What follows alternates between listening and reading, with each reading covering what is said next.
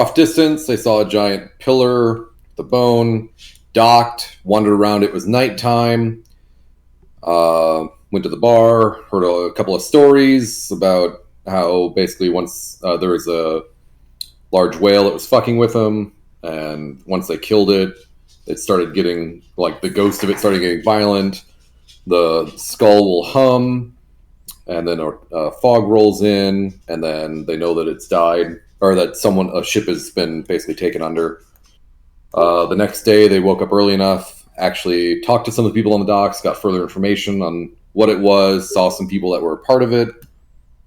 And within a couple hours, they started hearing a very faint sound coming from the skull. Eventually, it was a hum and very tonal. Warlin climbed it and climbed inside to try to see if he couldn't speak with animals and hear that it was doing anything, and instead he just got deaf. Deaf, not deaf. Deaf. Like Deftones. But I thought I heard a TH at the end of that. No. Unable to hear. You climb the pole and you die.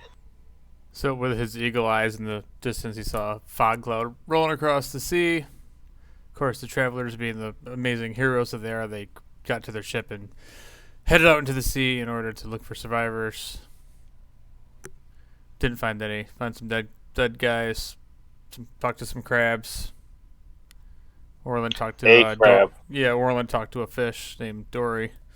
You guys actually brought 2 people back, right? Bodies back. Bodies, yeah. Yeah. Because the bodies hit the sea floor. Yes. Missing a couple of thumbs. So then they got back. The person that they had talked to earlier, who was a part of the raiding party that killed the thing, and one of the avid fishermen basically threw down a necklace that had a bone on it and said, "Fuck this, I'm done. You guys can have the ocean. I'm done with this shit." There is a drunk who was also part of the party that lost their kid and is very well liquid motivated. And other than that, I think you guys were about to collect additional data, and that's pretty much it. All right, so with that, I mean, you're still at the skull, and you were going to find the mayor or do something to get additional information, right? Well, they said the mayor won't come back until probably later tonight, so I think we were heading to the bar. See if we could find if anyone has info on where this safe house is. Or maybe his actual house. Maybe it's just like a cellar outside no one thought to check. Well, considering this town is not very big, we should be able to find somebody at the bar that knows something about the mayor's safe house. Doesn't seem to be very popular around here. And this is the bar. Well, I mean, it's a fishing village. The bar seems obviously popular. So where was Abel during this? Like, were we still in the company of Abel, or did he take off?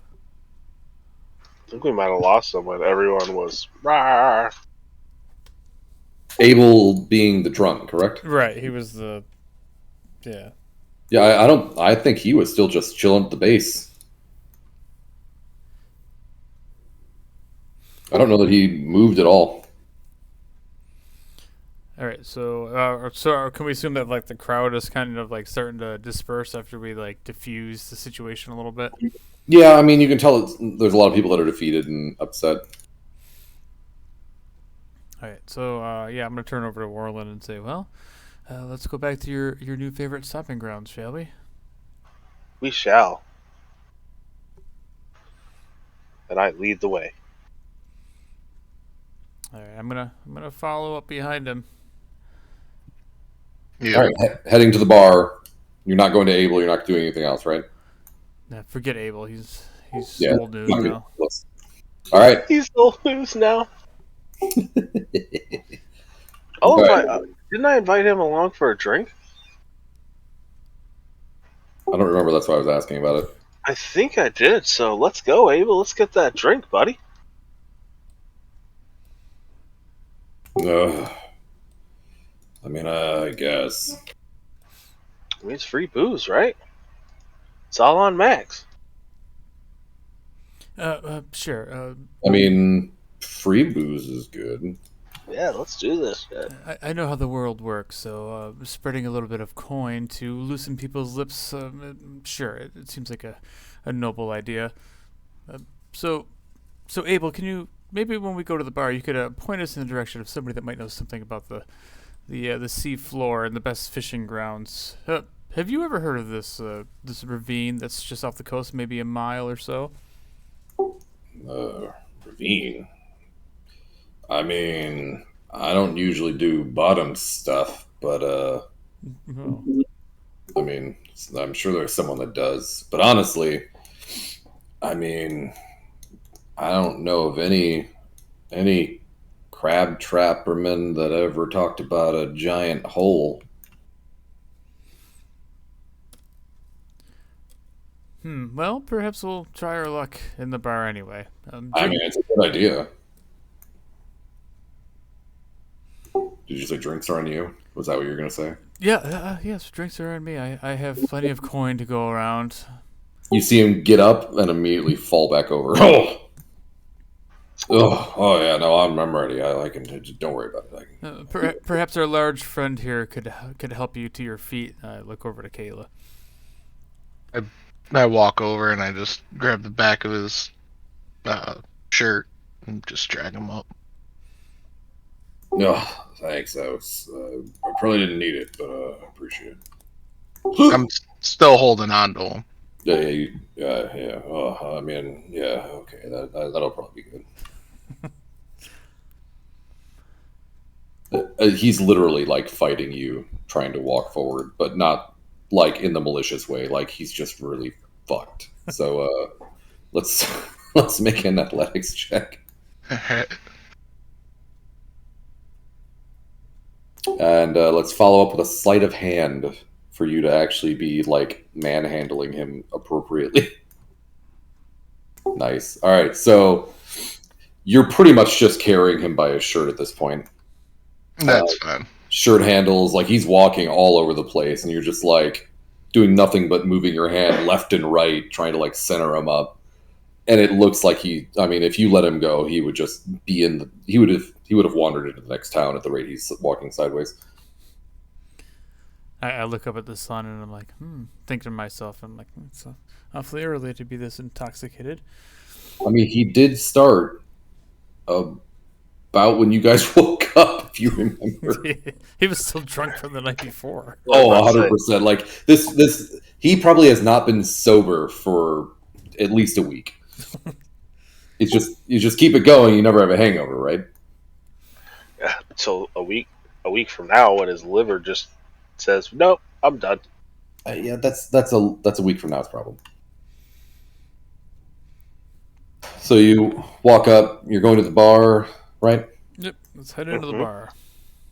You open the door, and it is bustling. Although you can't see it because I don't have any tokens, so you guys can just deal. Most of the tables are taken. Obviously, all the fishermen came back, and they're not going out right now. It's in the noon time frame. They're not going to set up sail and head out. So there's a lot of people that are drinking the fact that they've lost some more friends and that it's happened yet again. And there is at least one table that is open. Sorry. Don't worry about it. All right, so I'm gonna look over at the open table, and I'm gonna say, "Party, I'm gonna go have a seat. Then we can get a lay of the land. Moreland, could you fetch our friend Abel here some drinks?" And I open up my coin purse and I give him 2 gold pieces here. Anybody else that you see along the way that needs a beverage, let's say we make some friends. And I pull out a chair and I sit down at the empty table. Friends, yes. And I'll make my way over to the bar. Or is there a waiter, waitress, or is it like you got to go to the bar?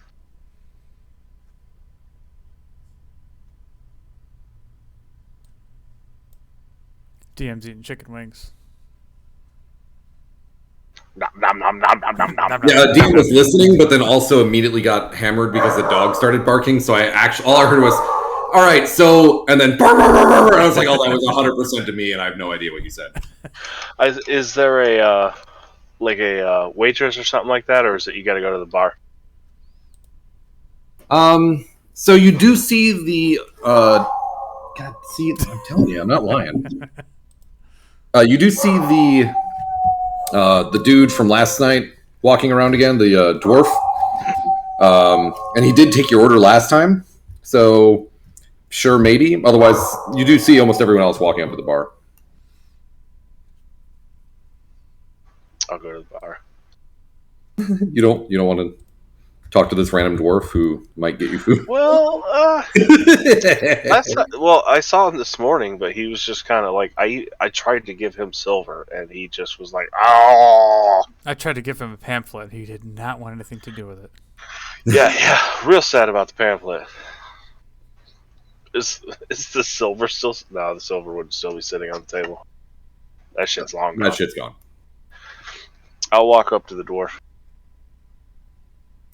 Good afternoon.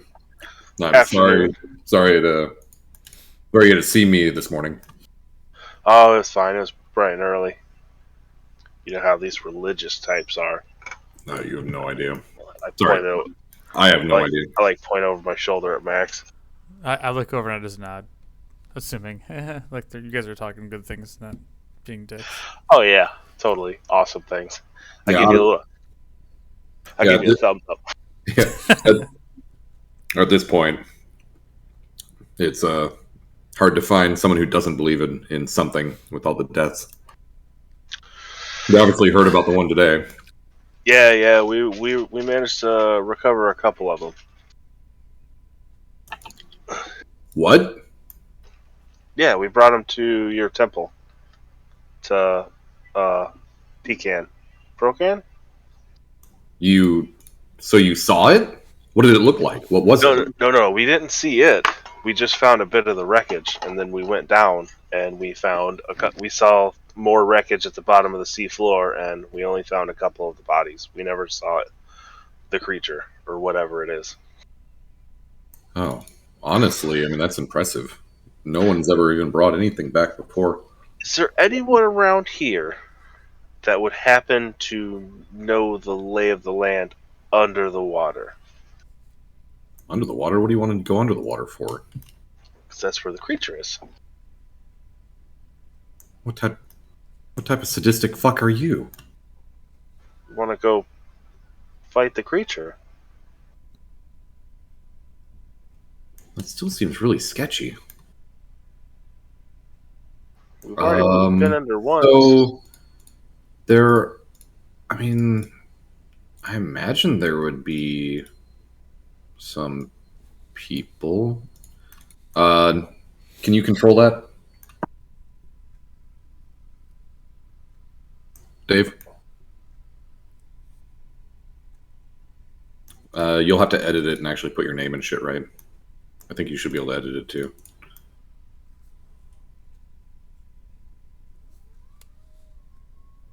Yeah, I mean, none of us really go under the water, but I mean, there are some crab trappermen.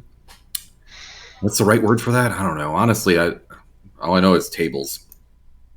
Do you happen to know what table these crab trappers would be at? Oh, naturally. And he goes and points over at this green one right over here. Where are we standing in the room? I just shoved my token in a random direction. Well, there's two people at a table over here with a cat. I'm assuming you would have been going towards the bar. I meant where was he standing in relation to? Oh yeah, I mean he was servicing the bar and walking around, so he's a distance. All right.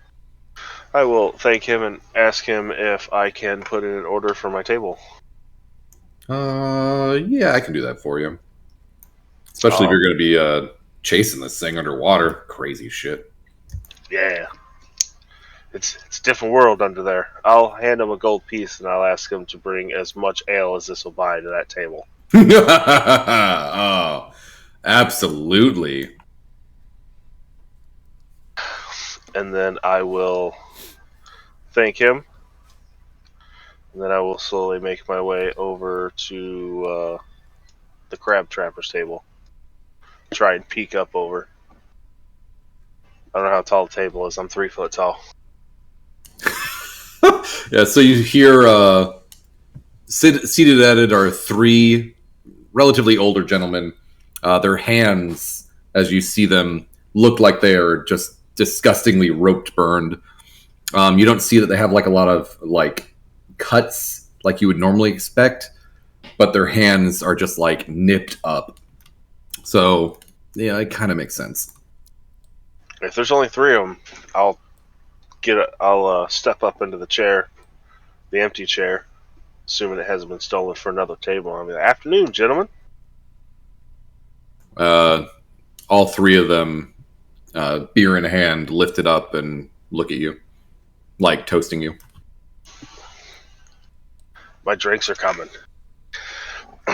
So you guys are the only crab fishers in town?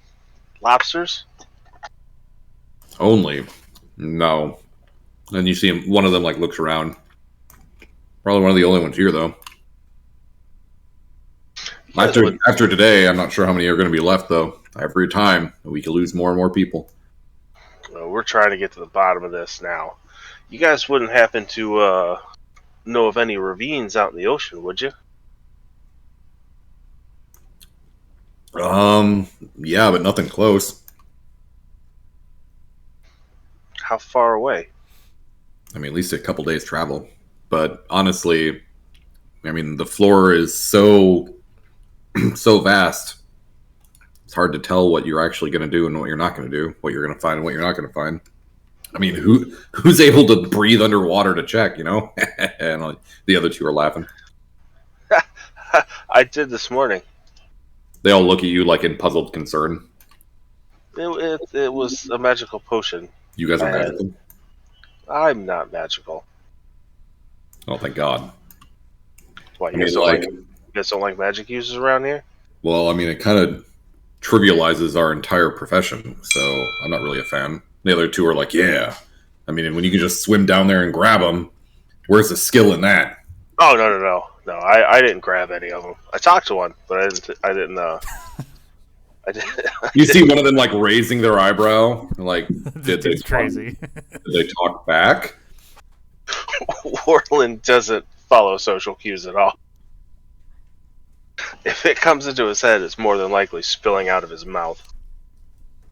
So, whereabouts is this ravine? I mean, at the rate that I'm understanding you, you'd probably have to take one of us on your ship, and I'm not sure that we're willing to go that far, lose that many days. How much do you earn in a day? Not dying? Didn't you hear? Someone died today again. You want to go on a multi-day trek? Yeah, we brought a couple of them back. A couple of the deaths? Or a couple of the killers? A couple of the deaths. We found them on the sea floor. Oh, right, because you can breathe underwater. This makes a lot of sense. And all of them are like looking around like, what the fuck? Warland started to get the feeling that they don't believe him. Roll your insight. While this is happening, I'm gonna like look over my shoulder just to kind of get an idea of how I think that Warland's handling the situation. Same insight. Yeah, you 100% think that they think that you're kind of full of shit. You understand the situation perfectly. Okay. And you definitely overhear it, like it's the table next to you, and it's your friend. Yeah, I'm probably standing on this like chair. So while I'm kind of like eavesdropping, just kind of like listening to how he's doing, and I happen to notice that they're all kind of breaking his balls a little bit and looking around. So I'm gonna start making my way over to the table. You can go to the temple and ask them. We brought a couple of the bodies back. Sadly, we couldn't find them all. I heard from a crab that he sleeps in the ravine, so we're trying to find the ravine. Hi, Max. So wait. Are you telling me that you can just ask the fish where the other fish are?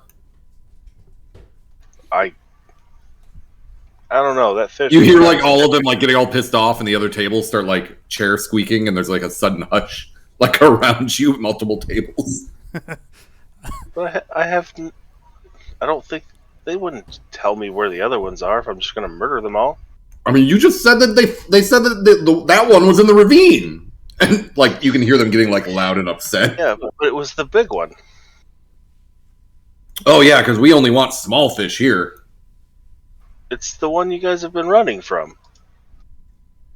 That's a ghost, not a fish. Do I hear any of this? If you're in the bar, absolutely. Like it's getting now loud and heated. Warland might get into a bar fight.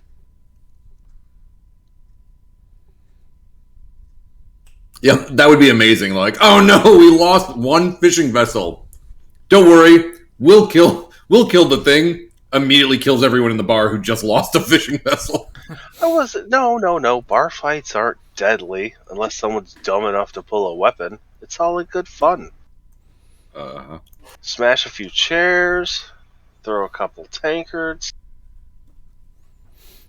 As I heard you guys talking about the giant fish and trying to search for it, I stand up from the bar and slowly walk over. All right, and at this point, you also see the dwarf come back, and he's carrying 3 gallons of ale. Yes. And he comes up to you and he's like, "Sir, where would you like these?" You could put it at our table over there. I'm just talking to these gentlemen. All right, so you see him go and put the 3 down on the table, and then walk back. And then as he walks away, I'm going to be like, "Save some for me, old man." Wait, what? To the drunkard. Oh, yeah. Because he's at the table with us. Yeah. All right, so as I approach the table, then, so at this point now, I'm going to be like, so Moreland, introduce me here to our new associates. These fine gentlemen are going to help us explore the sea area that we're looking for. They said they know of a ravine, but it's a multi-day journey, and they would have to go on the boat, and they can't afford to lose that many days. Well, money is of no cost here. I pull up my coin purse and I drop like 5 gold on the table. I'm like, what are we talking here? Everyone looks up and literally looks like you're all fucking like just rich assholes. Like, so you can talk to fish, you trivialize our entire livelihood, and then you come on out here and you drop a whole bunch of fucking gold on the table as though everything's okay. Well, perhaps you've never heard of the Travelers. You know, we're a world famous adventuring group. We're here to help. Kayla, you see the dwarf come back and put 2 more gallons of ale and 5 pitchers or 5 mugs down on the table, and then walk away. This is gonna be a good day. Please, gentlemen, join us. Drink. Travelers. Yes, the Travelers. You have heard of us, then. This is no. Pillar smiles upon us all. You're Travelers. Oh, the Travelers. Like another one's like it's like a group. Are you guys like a band? Well, I didn't make the name, but we're a world-renowned group of traveling adventurers. Thus, the Travelers. Oh, I mean, I've heard of the Wanderers, but Travelers. Yeah, I mean, fucking Snodlers. Sorry. No, that's great. We're here to solve your problem, so no more fishing boats get lost to the ghost fish. All right. Well, honestly, we're all discussing if we're even going to continue fishing. And it sounds like all we got to do is learn magic, and then we'll be really good at it. So we might be just going to town and fuck this place. As don't soon know. as I hear ghost fish, I like stand up and walk right up next to you guys. And as you guys turn around, you see this 8 foot tall Goliath with bald head, and he's got a beard, kind of like God of War guy, fucking big burly beard. He's like this huge muscular dude with armor on, and on his back he's got this, looks like it's a old ballista made into a spear, with the tip of it is like a narwhal tusk or horn on it. And he's got like a fishing reel on the side of his belt with his shield strapped to his back. Jesus fuck! I'm gonna turn over. I'm assuming you're like standing like right up next to me, so I'm gonna turn over and look Yep. like directly into your chest because I'm assuming you're about like eye level with me, and then it like takes me a second to register, and I like look up like 2 feet to your head, and I'm like, oh, blessings upon you, my brother. Is this part of the Wanderers too? God damn. Travelers, and I don't think so.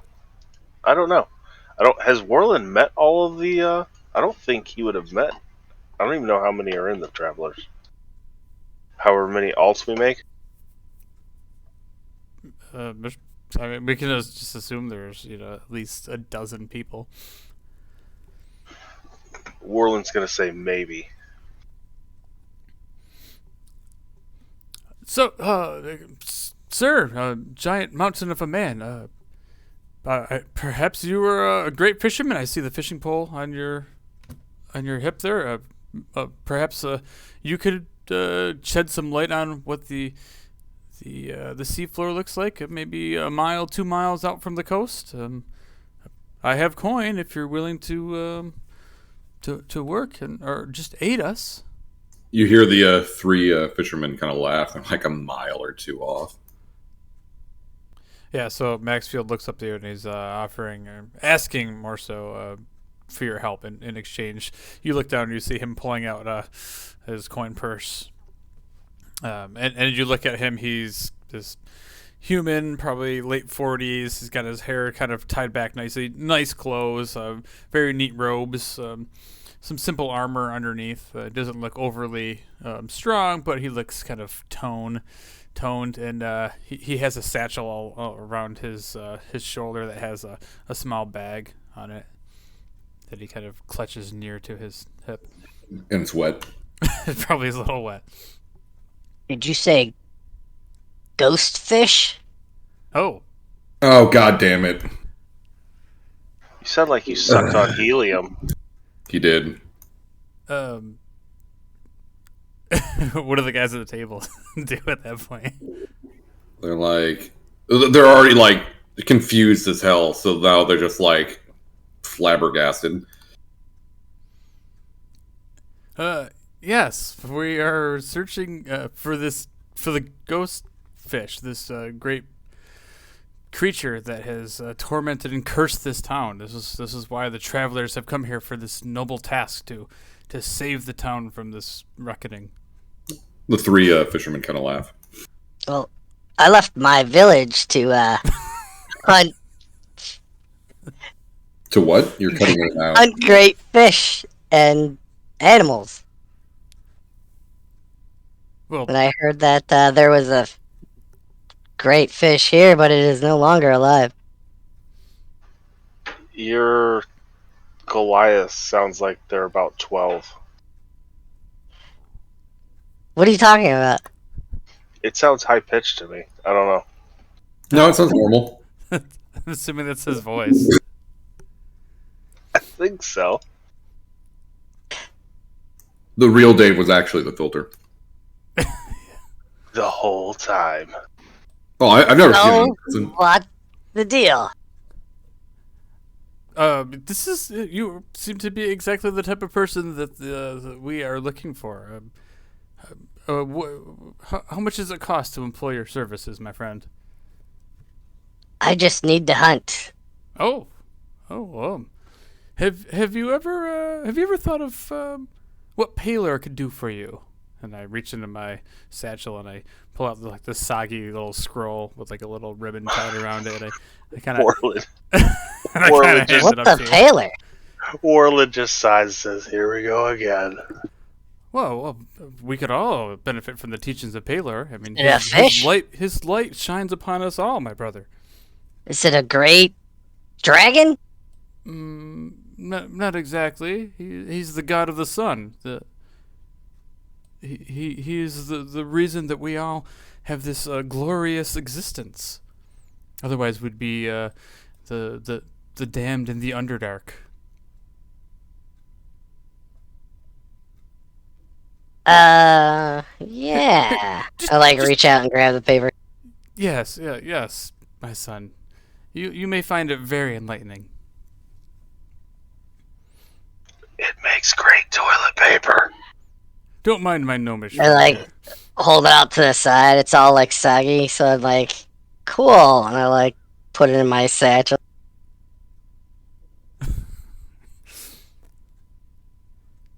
So you're a great hunter and fisherman. This is exactly you are perfect. What do you know about the sea? About this area? Are you from here? I am not from here. I'm from the far north. Sea of moving ice. Warland, you see the three people now sitting at the table talking amongst themselves in like hushed whispers, leaning in. I wanna try and listen to their conversation. Well, without them noticing. Yeah, we'll try it without them Still. noticing.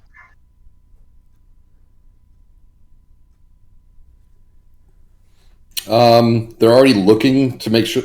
Let's do disadvantage because they're already looking to make sure that you're not that no one's paying attention to them. And you guys were actively talking to them. Yeah. They noticed you and they like scoot their chairs over and then lean in closer. Anyway, keep going with your discussions. So who is all in this group of yours?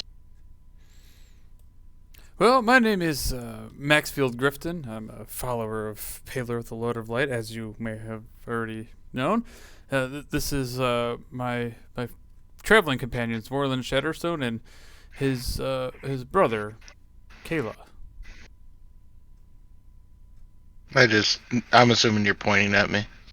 Yeah, but I gotta kind of just nod over to the large figure at the table. Just give you a nod. Hey, what the hell is up with you?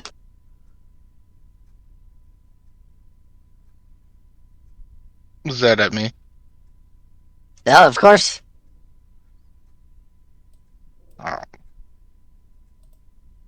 I don't even know how to respond to that. I just stare at you, scratching Glip Rip's ears. She's my panther, by the way. Oh. Like, what do I see when I look at you? Oh, I'm an 8 foot tall, 350 pounds, so basically same build as you, and covered head to toe in leather armor.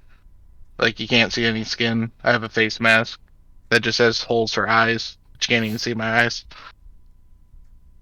Why do you wear a mask? Were you burned by acid? I'm horribly disfigured. Ugly as sin. Yeah, I'm horribly disfigured. It's really just body dysmorphia. Well, where are you from? You're awfully large. Could Uh, almost be from my village. no, I'm from the forests east of Sword Coast. I forgot specifically where. Strange, you forgot where you were from. Warland, where are you from then, my new friend? I'm trying to remember the name of the damn woods. I'm starting to think that maybe it was a bad idea joining the Travelers Guild. Steel What's Hollow the is Traveler their Guild you village. keep talking about? Oh, we're from the mountains east of Tathir. Tathir. It's a very it's an isolated place. Mine some iron, kill some bears. You know how it goes. Oh, cool. They large bears? Or Yeah, like and little I pups? point to the The bear I'm wearing for a hat. I killed this one. That looks like a cat head. That's awfully small. It's a bear head. Did you like kill a baby bear? No, it's not a baby. You can't scale the fucking head to be bigger than the actual head. Oh, It's a bit And in my mind, like Warland, like it dwarfs him. It's huge. I well, can't make Warland bigger. I just got the news that this fish here was dead in town. That's why I came down here. So, if you don't mind, I'll, I guess, have a seat with you guys and hear what your guys' plan is. Maybe I can join you for the hunt. That would be wonderful, but unfortunately we have very few leads as this great fish has returned to some sort of hole out in the water, and apparently the ocean floor is vast and unfamiliar to us all. you. The three stop whispering and look up, and they're like, "Well, not all of us can breathe underwater." It's only temporary. It's not permanent. Once you ask the fish, they'll probably tell you how many miles it is. They don't do distances well. It was 3 kelps away. How far is a kelp? I don't know. And who the hell talked to a fish? The three at the table are like, "I get this guy. This guy's get. Hey, do you want to come with us?" Sure, where are you going? Are you going on a hunt? I think we're actually going to go into town and learn how to talk to fish and fucking breathe underwater and shit. You get all depressed because he was excited to go on a hunt. He was like, oh, never mind. But we have decided if we go with you, you'll pay us very handsomely because I doubt learning magic is cheap. Wait, why would I pay you? No. They're looking at Maxwell Well, or Maxwell. of course, we would pay you very handsomely. Each of them look at each other again and back, and it's like 200 gold apiece. Well, have you heard of the Travelers Guild?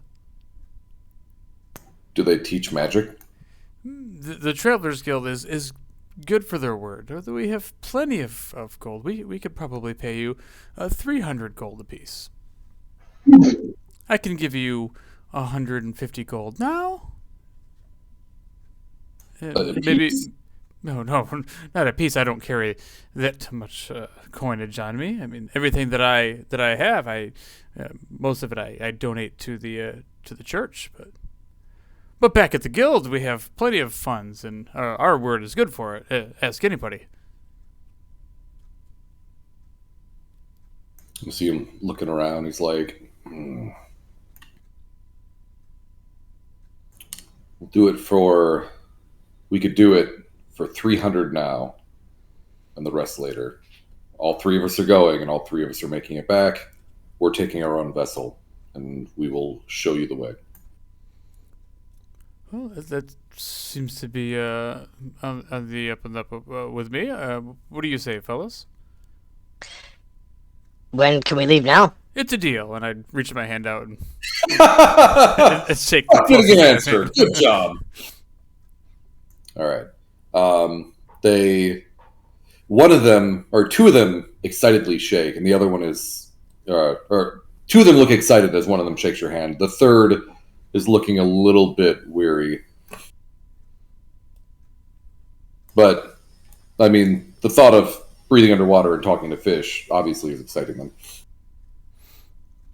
Well, can I insight check this guy? Like, do I notice like Which one? the guy that looks like he's not really Yeah, insight him. What are you looking for? I just want to see like is this guy? I'm a little bit worried that we're gonna get ripped off, or like they're just gonna try to like mug us and take our I got it. our shit. Yeah. Insight the hell out of it.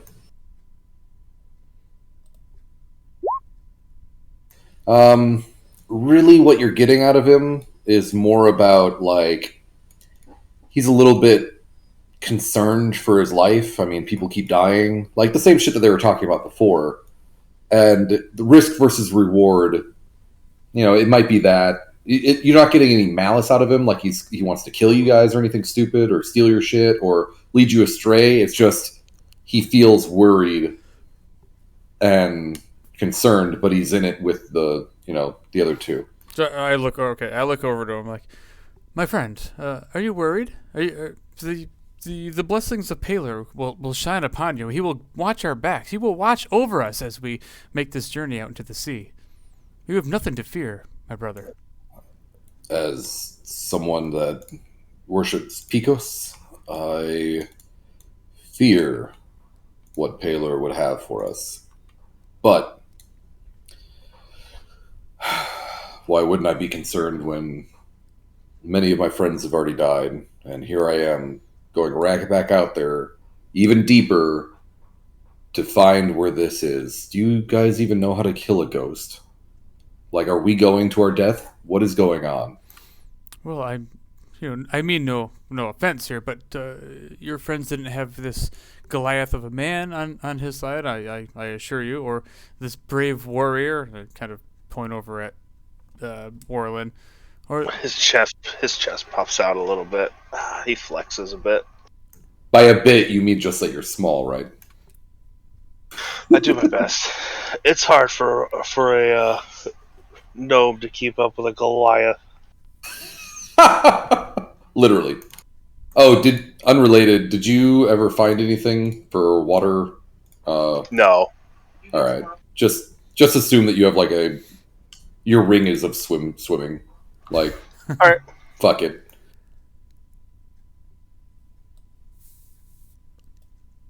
Was that all you had to say? You just want to point out those two? No, or a guy that's a large guy that sits at the table over there. Who has a cat? What a sweet dude.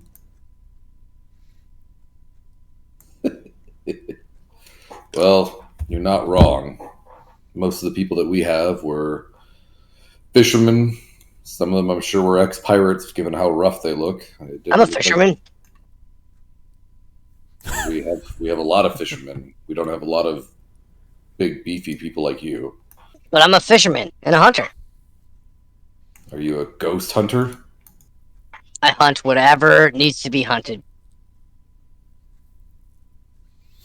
Well, you're hunting ghosts today, I guess. And the guy sits back down a little bit in his chair and he slumps forward. Oh God. This will be great. Ugh. Well, I can see only good things happening at this union. What may I ask you? What are your names, friends? I don't know. Let me name generate or something real quick. I'm Finn. No, I'm just kidding. Oh no, did I not? Oh, thank God, human names. My name is Vera. This is Kat, and we have Carl. Is Carl the one who looks scared? Absolutely. Yes. Finn, it is very nice to meet you. I feel like somebody of your stature would do well in joining the Travelers Guild. Perhaps after this adventure we're on, you could head over to Saltmarsh and speak with Master Hedgewick. He would probably have all sorts of other things for you to hunt. Is that where you're heading? After this job is done, it is just another day in the life of a true hero. No, if there's lots of things to hunt and fish, I'll be there. Sounds like a good idea. So, Vera, Kat, Carl, what do you say? When do we start this journey? I mean, the night comes soon, and I fear that it may be more difficult to reach Paler's blessing under the sea. So, Kat looks at you, and who's been the one that you've been primarily talking to, and they're like, "Well, I assure you that no one is going to be doing anything involving boats today. Pretty much everything shuts down. After we've had an issue like this, the entire docks close out. It'll take me a day to get my people back anyways. So by tomorrow morning, we might be able to get something and resupply and set out very early after that, or very soon after that. Is that reasonable? I suppose that's reasonable. I mean, we can spend another day in this quaint town. I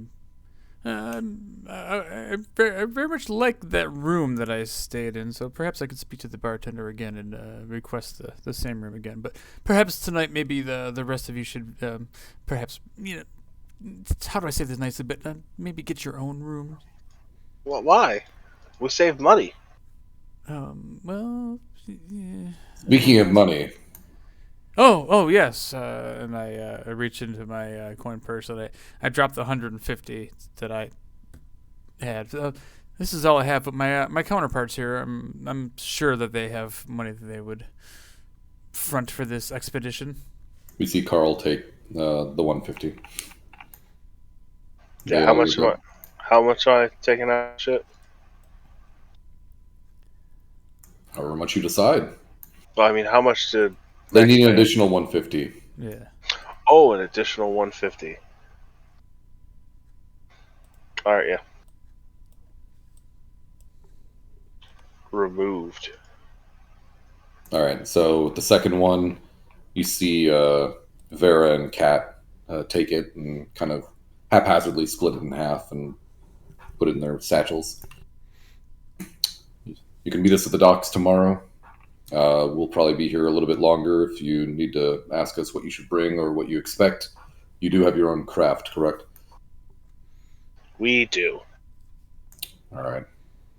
Well, hopefully it's as fast as ours, because we're going to try to get out there and back as fast as we can.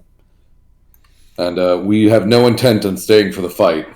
If it gets sketchy, we're down. As soon as if that thing pops up when we're on the way, like, our goal is to have you find it or find the ravine, whichever comes first. Is that reasonable? That is more than reasonable, my friends. So this was definitely Paler's doing us meeting here with you. All right. Well, then we're all in agreement. And we do hope you can take it at your word. Wait, can we have a letter with this on there? Do you got like a traveling stamp or something? Like, what happens if all you die? Well, if that be our fate, then you have my word to speak with Master Hedwig. That Can we have your word in writing? Yes. Here, I pull out some of one of my scrolls. You're going to defile it with a fucking IOU. And I'm gonna flip it over on the back. I don't even think I have a quill or anything to write with it. But I'm like, but a lot of the times clerics come with one. let me see what I got. I bet you with like 99% confidence you have one. All right. So I write my name and I write a little letter to Hedwig that says, and I'm like trying to get the ink to work on the damp paper. It's kind of getting all smudged, and it's like. It just bleeds out into like really thick writing. Dear Hedwig, if I shall perish, these men shall be rewarded their agreed upon price of 300 gold. Yours truly, Maxfield Grifton. You should probably get their names in it. No, it's just like a blank check. I have faith in these men, Moreland, and I hand the scroll over, and I look, I'm like, oh, I'm running a little bit low on my scrolls. I must get to work on this tonight. Carl again takes it and puts it in his bag. Carl, is there any place I can get some more dry parchment around here?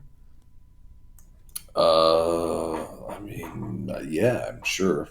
I mean, I'm not really the reader, but I mean, we get a lot of fancy folks coming in here, and I'm sure they got a lot of it over at that temple. Because I mean, what else do you? I mean, it's just like you, right? What else do you guys tend to be doing? That's true. We don't drink and we don't fornicate or anything like that. Wait, So. You don't drink? Oh no! Drinking is something that I don't. I mean, some people in my order, I'm sure they do, but. All right, good. Because I was like, man, there's no way I'm following Paylor then. No. The other two just burst out into laughing. They're like, Pico's kind of expects it. Well, Me personally, I like to indulge in a very clean lifestyle. I wake up and usually do a morning session of yoga, and I do my prayers and a little bit of tai chi in the afternoon. But it seems to keep me in tip-top shape. Well, Pico says there's nothing cleaner than cleaning from the inside out. And finishes out his alcohol and slams it on the table. I like to gut fish and skin animals. That keeps me healthy. Everyone looks up in utter shock, and the two closest one kind of like inch their chairs away. What? I like to hunt. Yeah, no, I spend my time. That's my meditation. Yeah, no, we Ripping get the that. guts out of an animal, Yeah, throwing it on the ground. I'm really glad we're on different boats. All right, well, maybe we're gonna end this a little bit early, and you see them like pick up the other two, pick up their mugs and like back away slowly from Finn, and when they're like out of arm's reach, they turn around and they're like hastily walking away as a pair or as a triad. See you tomorrow morning. Yeah, no, we'll be there. Just be on a different boat. Have a good night. I'm gonna let's have. I'm gonna whisper over to Warland like, "What's the weight capacity of our ship?" We'll be fine. Okay. There's going to be no issues whatsoever. Narrator, there were issues. No, I'm just kidding. Orland just wanted to calm Maxfield. He has no idea if it'll actually be fine. Well, I say that because your brother's quite large, and Mr. Grimwolf is fairly large. Maybe just don't have them on the same side of the boat so we don't capsize. Okay, it sounds reasonable. Maybe if we put them both on the back, we'll go faster. Does that truly work? Only one way to find out. I think you would think it would work if you were somehow going downhill in the water.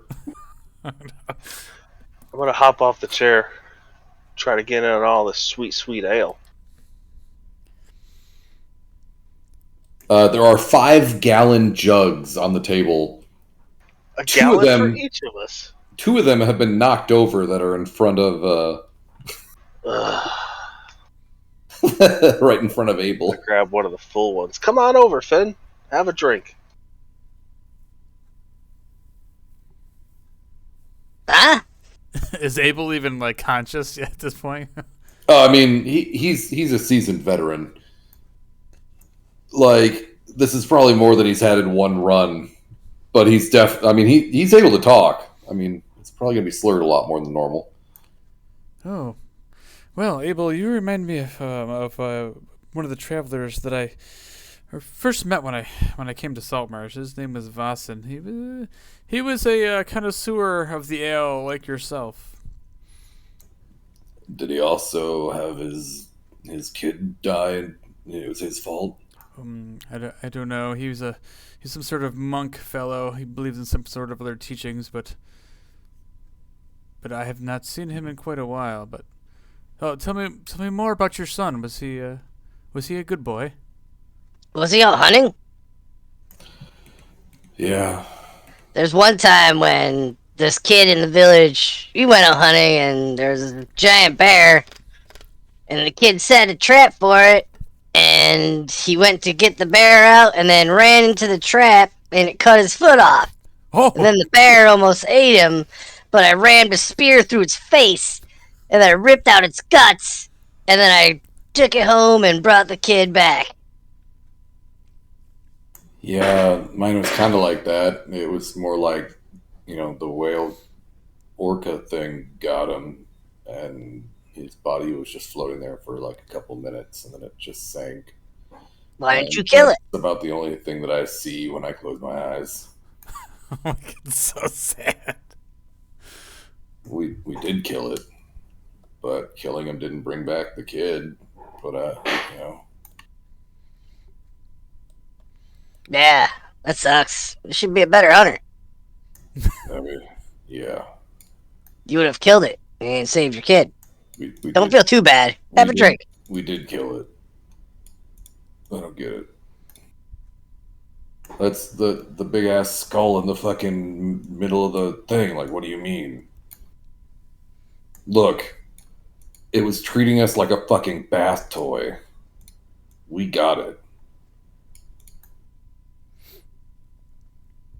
So, Mr. Abel, how did you dispatch of this creature? There was a couple of the ships that we had. We threw on a couple of ballistas, and I think they poisoned the spears. I wasn't a part of that, but after getting thrashed around and whacked like we were just a child's plaything, I mean, what else were we supposed to do? It's way too big for us.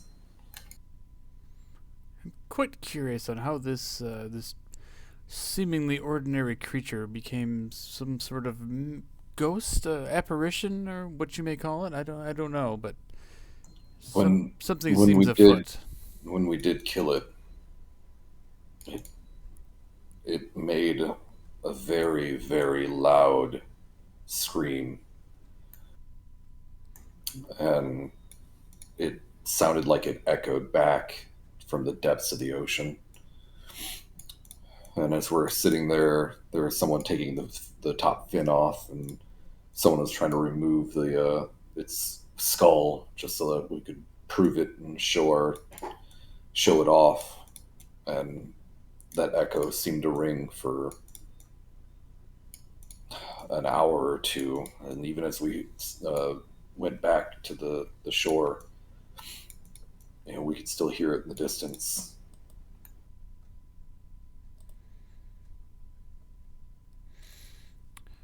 Wow, that's we may be dealing with something more powerful than we can handle. Can any of We you? can handle. We can it. handle anything. Well, We I'm- got this shit. I can handle anything.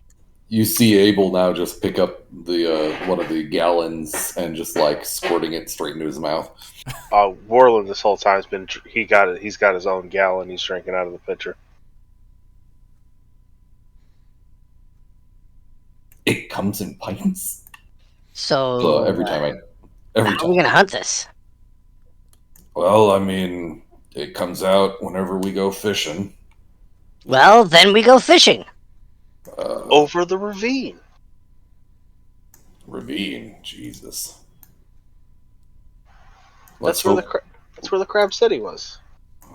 Let's hope you don't go underwater and die in there. There's God knows what in there. It's that's where the tails of the ocean are. Like that place is like the place where you draw sea serpents and shit. Like beware on your fucking map, man. You gotta That be place careful. sounds great. Sea serpents. We are going there. I need to kill them. Enjoy. My village would be over the moon if I bring these accolades home. Abel half picks up the gallon jug, like trying to toast you, but it's completely wobbly, even his two hands, and it slams on the table like half kiltered and wobbles back and forth. You enjoy that. I'll be right here. Boop.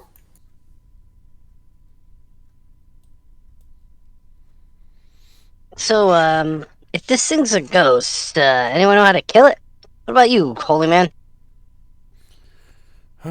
Unfortunately, I do not know. I mean, we could use magic. I have heard before of certain weapons. Does anybody have anything magical that we could use to kill it? I just have this. And I like pull my spear off my back. And I pull out my fishing pole, and that's all I got. Killed many a beast with this. Very apparently, they both just look mundane. Oh, yes. Well, perhaps we will just see what happens if it's going to be our fate to never resurface. Then We'll be fine. I can't wait. Never fought a ghost before. Well, and at that point, I grab a little bit of I grab a hold of one of the pitchers and I take it back and have a sip of alcohol for the first time I probably had alcohol in like 30 years. Oh, God. So wait, I don't remember which one it is. Are you Methodist or Catholic? Where you have to spit it out? I don't remember. No, Maxfield just chugs that shit down. When he goes to take a sip, I want to put my fingers under it, try to tip it up so he drinks a little more than a sip. I drink it back a little bit, and then I almost like cough for a second, then I set it back down and just wipe my mouth all like as noble and proper looking as I can. I'll slap him on the shoulder very hard and be like, we'll make a drinker out of you yet. Well, perhaps if we survive another day after this, maybe I will take you up on that. Until then, I think I'm going to go and find my room and go back, say my prayers, and prepare for tomorrow's adventure. I sure hope these gentlemen don't disappoint us and they actually meet us at the docks tomorrow. We'll just go find their house. How hard is it to find a guy named Cat? What time is it? At this point, it's probably like still early afternoon. It's probably. I mean, you guys literally left at like in 8. The morning. Yeah. Yeah, you went out back. What, 3 hours in total? Maybe. Came here. You dispelled a giant mob. You came in the bar for a couple hours. Like, it's like 2 in the afternoon at the latest. No, I was thinking it'd be like 5 o'clock. Yeah, it's still early. I mean, unless you want to be in the bar for several hours, but like, if you accelerate the timeline, there's not a lot of stuff in there. So is there anything else you guys want to do in this little town? Mr. Finn, have you seen anything? Is there any sort of magical shops or anything that might help us in our quest against this creature? You can use other game knowledge if you remember what I've already told you. Wait, who are you talking to? I was talking to Finn because I don't know how long he's been in town for. Or... No, I was thinking because Warland did explore. Yeah, I was going to ask Warland too if he saw anything like last night. But Finn, did you say that you came in like today or yesterday? Like you just got into town, right? All right, so I was asking Finn if he noticed anything while he was in town. I'm not sure how long Finn was in town, but yeah, like Finn, when did you get here? I assumed this morning, and I saw the skull and the commotion about how they had killed it, so and it was been haunting. So not really much. Yeah. So this is what I sent Dave. Would I have seen any shops? So I'm sure when I gave you the description, it was too fast. You did see a blacksmith shop, and let's roll your intelligence. I think there was a just straight intelligence. Yeah. Yeah, there was a blacksmith shop, and they had a whole bunch of different weapons over there. They got some weapons. They got a weapon shop. They're bound to have something that'll kill ghosts. Oh well, perhaps there's some sort of holy relics we can check out at the temple. Maybe there's something they can point in our direction. That we can stop by the blacksmith shop. Any place else we could that we need to do? Oh, we can maybe we can get an advance on payment from the mayor. We could talk to the mayor. The mayor does seem useless in the situation, but I'm willing to talk. Kayla, what do you think? Man of few words. I say we go to the mayor first.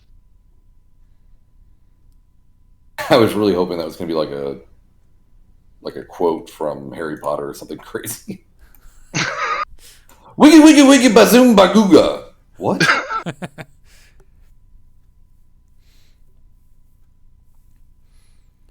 No, we should go to the mayor first, especially if there's gold involved. And maybe we can get something good at the shop. Yeah, because my pockets are a little empty as I drink out of the jug some more. You see Abel over there, like licking out of the other 2 containers that he's previously emptied. Dude, that dude might not make it. He might not live to see for when we come back. Abel, is there anybody that might know where the mayor is? As soon as he hears his name, like his head slips slightly into the jug, and he lifts his head up, and jug's still on top. I mean, it's been some time, but the mayor's usually in the mayor place. Where's the mayor place?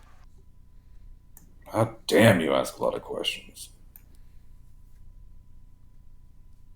That's it. He's done. He just passes out. Yeah. At that point, he's like, I'm going to be right here if you guys need me. Well, Giant gallon jug on his head. He puts it down. He's like, oh, this is actually kind of comfortable. Minutes later, you hear like echoing not through even minutes the later. yeah, it looks echoing through the gallon jug. You could feel it on the table. Probably. Well, maybe we should get going to the mayor's or finding where it is. Sure, there's someone I'll know.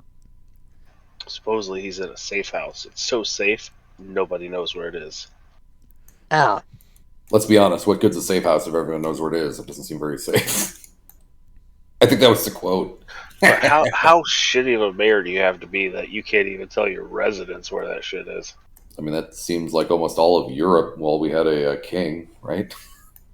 True. Very few monarchies lasted to not be beheaded.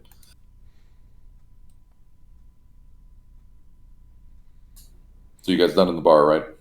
yeah, we gotta find the mayor, right? Yeah, I'm gonna get up and head out.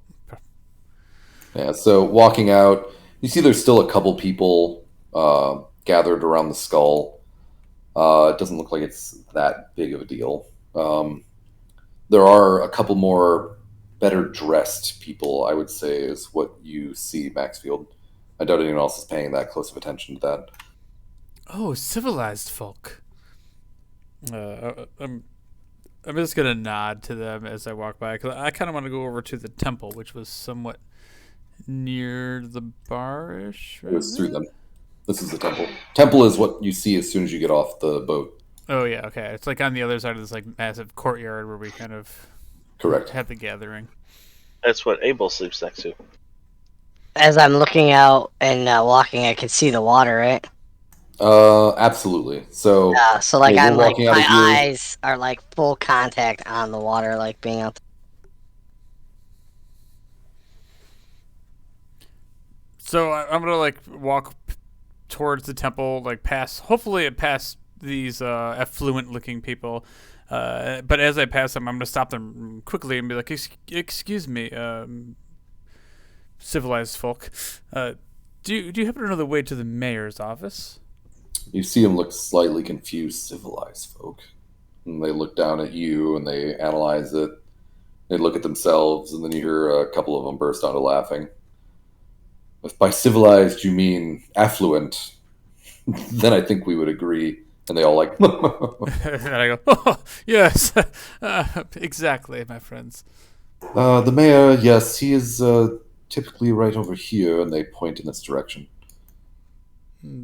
Thank you so much. You have a wonderful day. We will try. Then I turn over Oh to God, did I spell that like John Mayer? Or like, it's John Mayer's house. Kayla, John Mayer lives right over there, and I point over there. If you'd like to go speak with the mayor. Oh, let's go. so you guys splitting up? I'll go with Kayla to the mayor. I don't want to fuck this up. God damn it! Just send the guy who's head to toe looks like he's gonna kill everyone. Hey, so is he out of the safe house yet? I'm here to see the mayor. Yeah. Panther. I'll come with you. We'll both be walking on each side of you. Oh my Oh my god. God, the enforcers. All right, so when you walk up, the building is of high quality stone. You can see that this, but it all looks ancient, right? It still looks kind of decrepit just based on how long it's been there. But you can tell that this, if this were cleaned up, this would look pretty sweet. Walking inside, you can see it's basically just a library. It's like a big library hall of scrolls and documentation, and what you assume is all the permits and the traveling and the taxes. Really thinking more about this, the city really is just a trade district and it's just a trade hub. I mean, the docks and the warehouses, like it's all coming together. Literally, this building is nothing more than a tax collecting agency. So, yeah, I'm gonna walk in and be like, so where would we find this guy? Do you guys have a better view? Maybe you do. They stare at your lower back. No. No, not No, I talking. don't. Not talking to you. I'm talking to these two brutes that are beside us. Brute? Not brute. Goddamn hunter. Pardon me. I didn't mean to offend you. Oh, I'm sorry for saying GD. I apologize. No apologies necessary, my friend. So where? I don't see anything. Do I? So there are people in here, right? And it's not like a very large building. It's triangular. It's very similar in size, probably in total square footage as the bar. It's just a really weird ass shape. All right, I got this. And I don't have a map for this one. So if you want, we can go back to I the just bar. yell out, I need to see the mayor. Everyone in there stops and looks up, and you even see like an additional 3 faces pop out behind counters you didn't know were there. There's like this small kid in the back who obviously doesn't understand context or care. Jonathan, there's someone to see you. Without a care, you see a back door open and someone like bumble down the stairs from this elevated location. And as soon as he goes down and his eyes meet, you see him stop in his tracks and be like, "Can I help you?" As he stays on the stairs with the door still open and his hand like 3 feet from the door. So I put both hands on either side of the two large gentlemen next to me and I say, let me diffuse this. And I walk up to the middle of them and towards the supposed mayor here and I say, excuse me, sir, are you the mayor? Yes, I am. Oh, Why would I not be? Oh, You are in this building, are you not? These people called for me when you... I mean, you don't look like you're stupid. In fact, do you want a job? Well, I appreciate that. But, I just assumed that you were called Jonathan and not addressed by your proper title as mayor. Yeah, it's Jonathan Mayer. Okay. Is that why they voted you in? I mean, not at first. Can you sing as well? I mean, badly. Sorry. I keep using like a deep voice because it's easy for me. It's like, no, but not very well, but, things... But, I mean, if you're good, maybe I can back up for you. I've had a few hits, but so Mr. Mayor, perhaps you've heard of us. We are members of the Travelers Guild, and we've come here to aid in the Travelers? Oh, you have heard of us? I mean, there's been some people walking through here talking about some guys that are traveling, and I think I heard about you guys killed some people. Well, the Travelers are not that sort of folk that kill people. I think you may be mistaken. We rescued some of your townfolk from the bottom of the sea when this dangerous fog cloud had rolled in. By rescued, do you mean like we could talk to them? Because no one's seen this thing. Pardon me, rescued maybe a little bit of a harsher term. I should have said retrieved some of the unfortunate souls that met their fate at the bottom of the sea. Oh no, that makes way more sense. Although you guys got to really think about a different name. Like, I mean, if I were to write a paper headline, it would be "Entire town killed by travelers." If like someone just moved into town and killed me. So for your entire group's name to be the Travelers, like I'm just saying, like there might be some confusion that's happening. Well, when we get back to Saltmarsh, I perhaps we could bring this up with corporate, and maybe there'll be a name change. You know, I mean, maybe you should try like Florida Man. Yeah. I think you're mistaking us for some of the other members of the guild. We're a little bit more eager to prove ourselves, and we.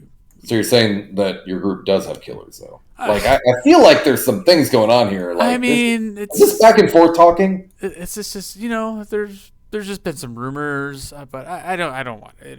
The internal politics of our organization is not really the choice discussion that I would have. But well, then maybe you don't need a name change. Then it probably all works out. Yeah, but I feel like we're getting a little bit off topic here. You're the one that brought up your name. Yes, yeah, that's true. I did. I reached into my satchel. Now perhaps this afterwards, maybe we could have a little discussion about Paler and what his blessings could bring to this lovely abode of yours here. No thanks. I've already found Umberlee. We're good here. Oh, okay. Well, I'll pretend you did not mention that name, but maybe back on track here. We're here to find this ghost fish.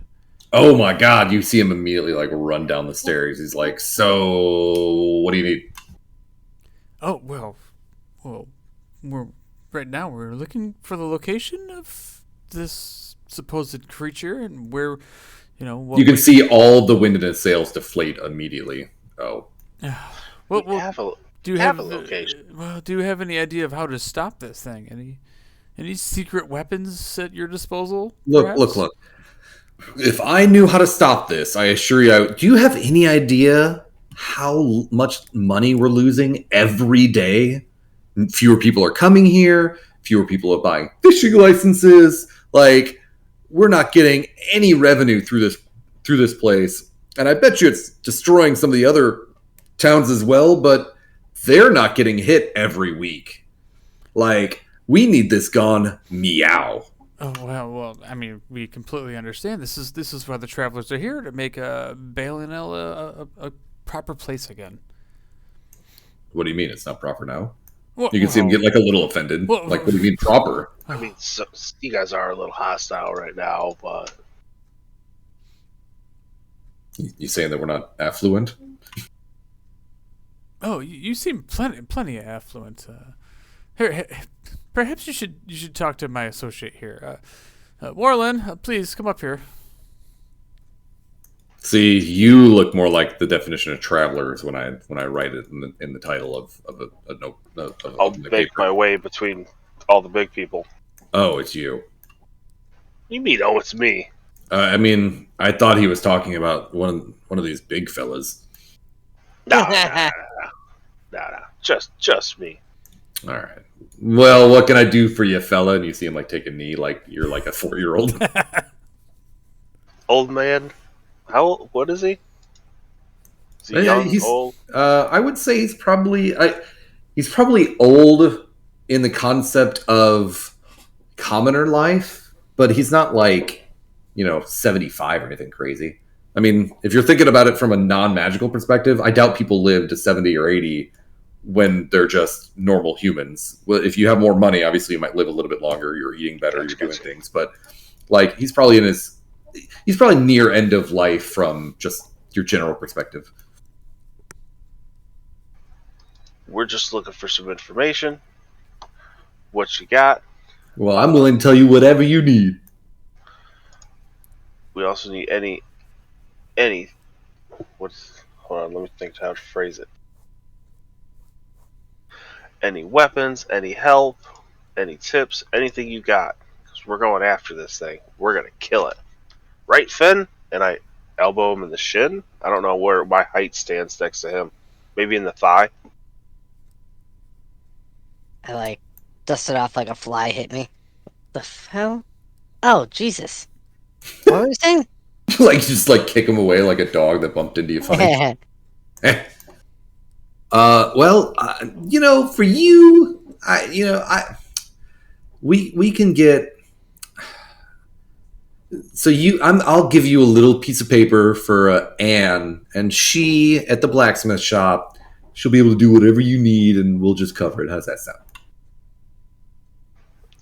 I don't like your tone. Can we get that in writing?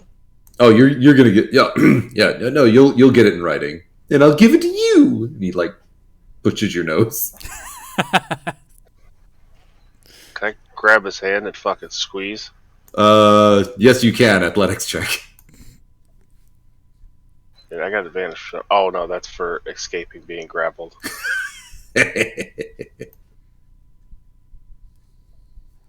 Ooh, man, you have a little bit more bite than it looks like. Did Dude, you kill that bear yourself? I could rip your arms off if I wanted to, but I'm Okay, not that going seems to. a little bit hostile now, and you see him like stand up and like back away a little bit, but still smiling like you're like it's like half play, half serious, like ooh. Just get us some paper, man. Yeah, we could do that. All right. So you see him turn around, and he goes and starts talking to someone behind the desk, and he comes back and says they'll have something out with the seal, with the town seal on it in just a couple of moments. And is there anything else that you want to ask? Is there anything that you want to have? Like, what else can we do you for? Where's your safe house? What is there that we can do for you that makes sense? Well, we gotta have a place to run. It's Fun. not in the ocean, so you're kind of at a loss. I'm sorry.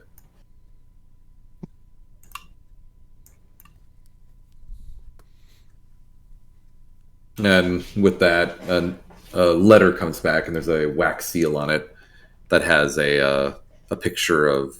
It looks like the picture that is on the front side of the temple, with some weird adornments on either side of it.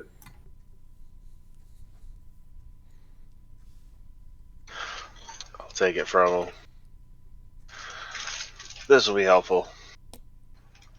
We'll leave it in the morning. We're gonna go kill your ghost fish. Well, I can honestly hope so, because it's been killer for business. I can't believe it. And Warla's just gonna walk out at that point. We're done with the bear.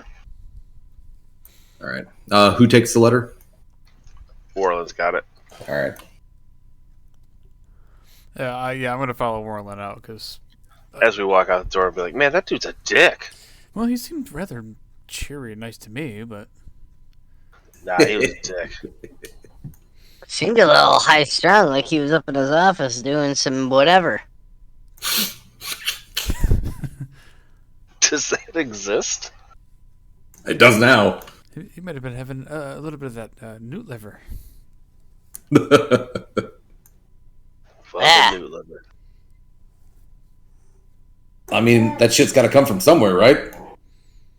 One island.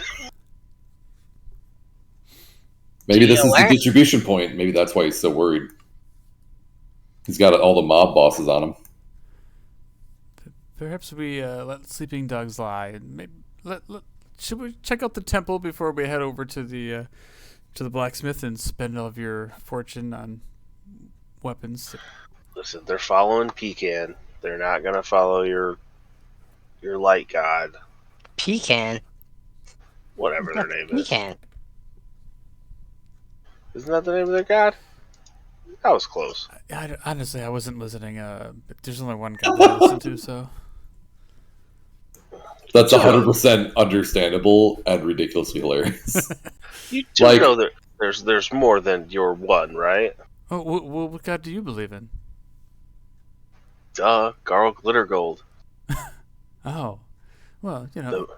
the main gnomish Was god. there a stripper name? I didn't name him. That is his actual name. Do you have a favorite animal?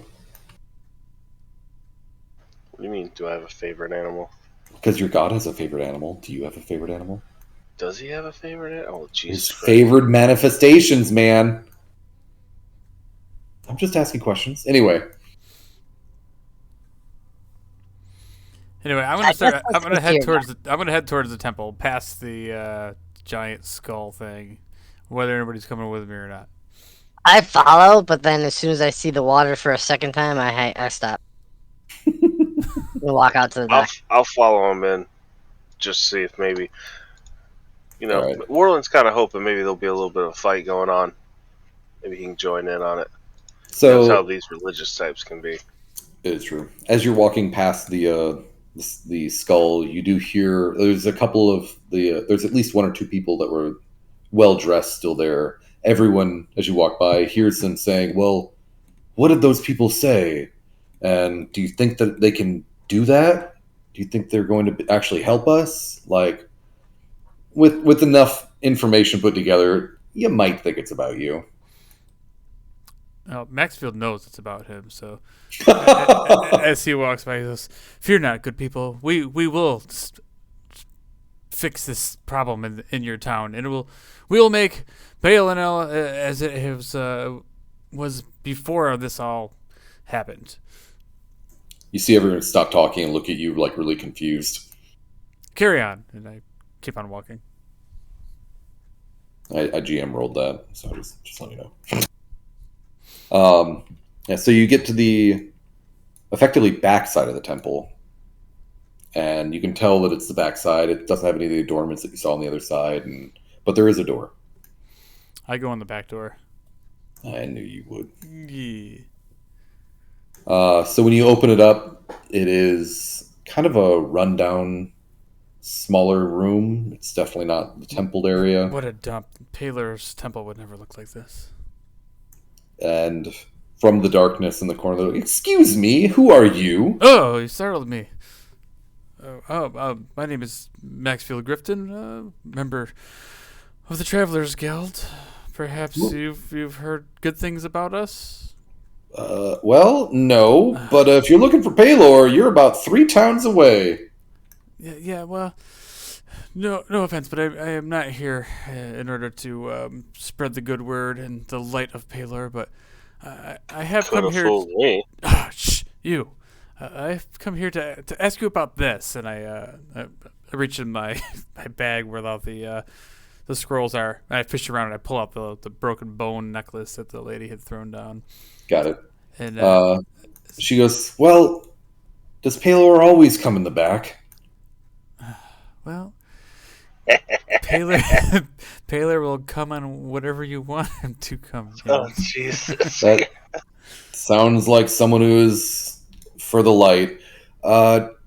Here, let's go to the actual temple. One of the others can probably help you with this. She still has it in her hand, or did you give it to her? Or did you? Show No, I'm holding it up like in front of her.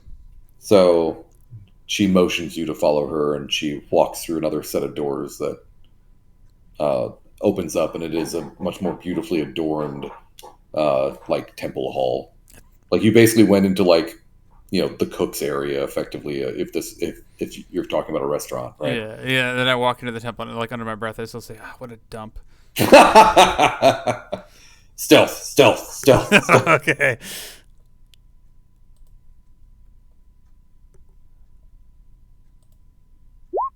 Nice. It only echoes once, but it's murmured, so no one else gets it. So she turns back to you and whomever is following. She counted heads. Is everyone there? I think it's just me and... I'm saying No. everyone who followed is there. Yeah. No one left behind in the other room. All right. She says, "Hold here one moment." And she walks up to the main altar, and there's a female up there. And he's talking to her. And they both like nod and they bow, and both of them come back to you. It's like, "This is McKay Sampson. She does much of our items. I don't know how best to describe it. artifacts, maybe is the right word. So where did this come from? She's going to have many questions. And you see him bow and move aside, and she stands up in front and says, "So, what is this then?" She holds her hand out.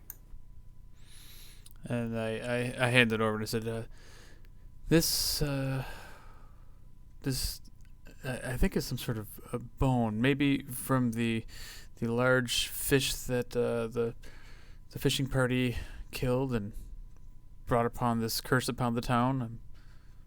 Is there anything interesting you can tell me about it?" And I handed it over to him. Hmm.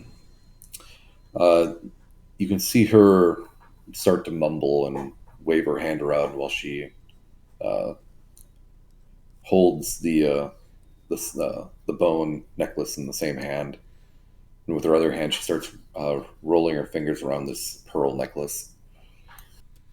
She says, "Well, you're not wrong." And she stops waving her hand around. Like, this does appear to be from quite a very large creature. It seems reasonable that it would be a part of the one that they had killed. Where did you get this? Oh, a woman in town. She said she was a part of the group that killed the beast, and Did she have a name? she probably did. It's not as though you'd met her twice and didn't ask about it, but that's okay. Sorry, that was fucked up. Maybe we just didn't want to be dicks to the DM and ask everyone their name. I literally have a spreadsheet up with a whole bunch of randomly generated names and the races. Like, I'm fucking ready. That's how you got to do it. The problem is that I stopped at human female apparently, which is why there's more females when they're random.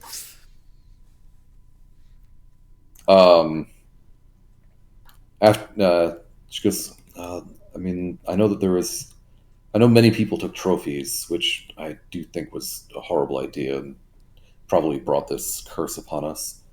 I still cannot believe that someone cut off the fin. It's an atrocious act, but at least the skull was well preserved and prepared, and we did our best to bless it.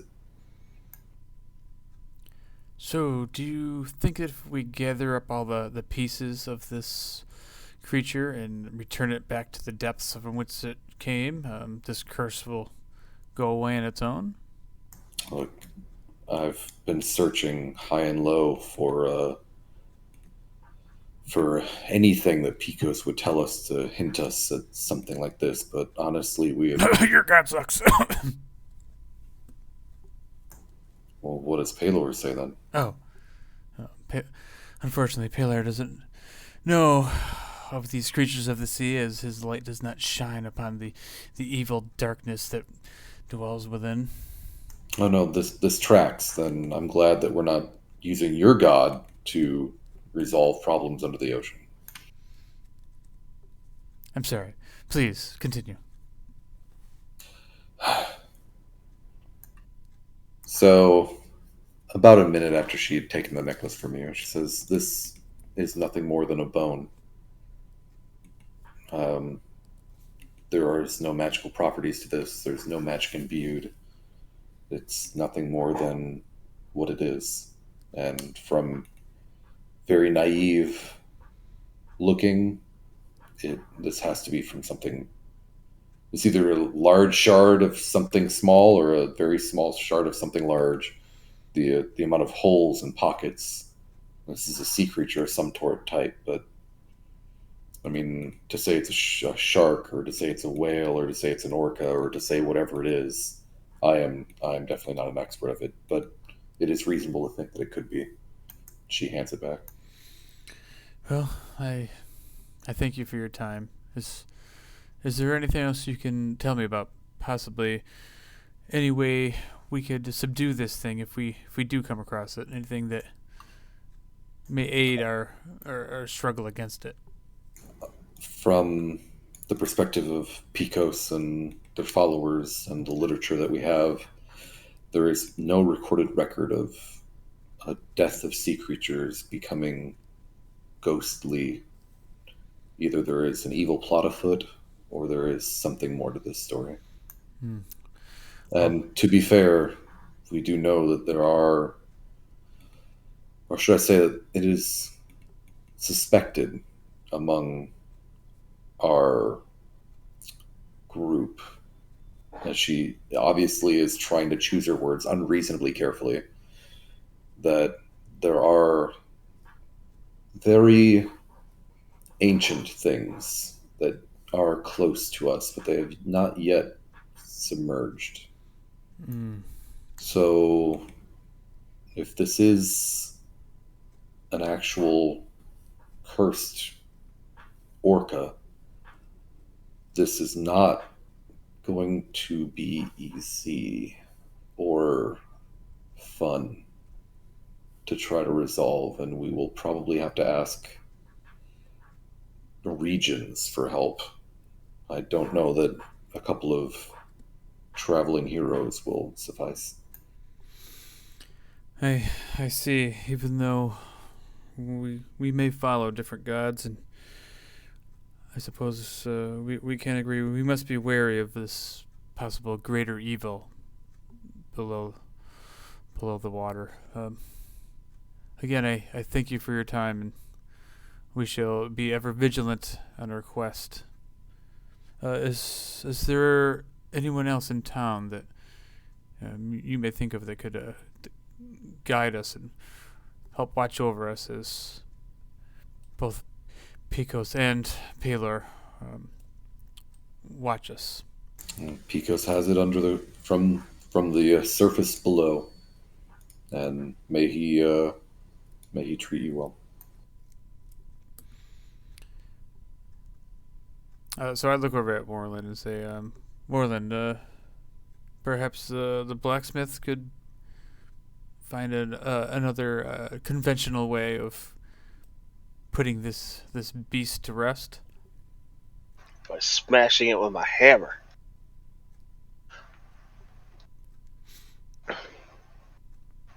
Yeah, let's go to the blacksmith. Where would the other two go? I think I was sitting by the dock. Finn's staring at the water. But I'm on the just- dock of the bay.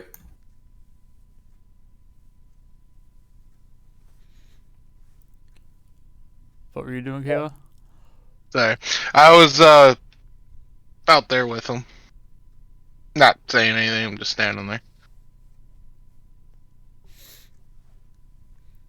All right, so I'm gonna grab Warland by the hand, and we're gonna walk back out of the temple. I'm gonna bow to the people, the clergyman there, and I'm gonna walk out the front door though instead of walking through the back door. Man, Palor must be a weird ass god. Come in the back, leave out the front. And on my way out, I'm actually gonna take a gold piece and leave it Tithe. leave it on one of the pews or something, or unless there's like a collection box or something that's nearby. But You do not see a collection box. so yeah, so I'll just leave a gold piece on the altar or pew, something that they physically can see me do, because I'm gonna be Yeah. kind of a douche like that. Yep. Just like Jesus didn't intend. All right, so I'm gonna walk out the front door with Warland in tow, and we're gonna head back to the docks, I'm assuming, and I'm gonna walk back to Finn. And I'm gonna kind of snap my fingers in front of him. Where are we going now? blacksmith. All right. Let's see what this smithy has. Reminds me of the story. There was a smith in my village. He was this amazing hunter. He fucking caught this fish. That's where I got the tip to my spear from. It was this giant whale. He like shoved the thing right through his calf. Blood was shooting everywhere. And he ended up gouging his eyes out. And that's how I killed it. The calf of the whale. I like it. No, the calf of his leg. Oh, my bad. He ripped it out himself. And Stabbed it right through the eye with its own horn. And he made this here spear for me. very, very interesting, indeed. These tales do sound a little bit fishy to me, Finn. Don't fishtails usually do? It's not a fishtail. Did you just say that came from a fish? Came from a well. Aren't they just big fish? Oh, they're mammals, man. Fucking with the program. Live in the forest, man. All right. So, ironically, Warland does know where the blacksmith is. I don't remember where I annotated it, so we're just going to mystically walk there and not actually have it give a shit of where it is on the map. Perfect.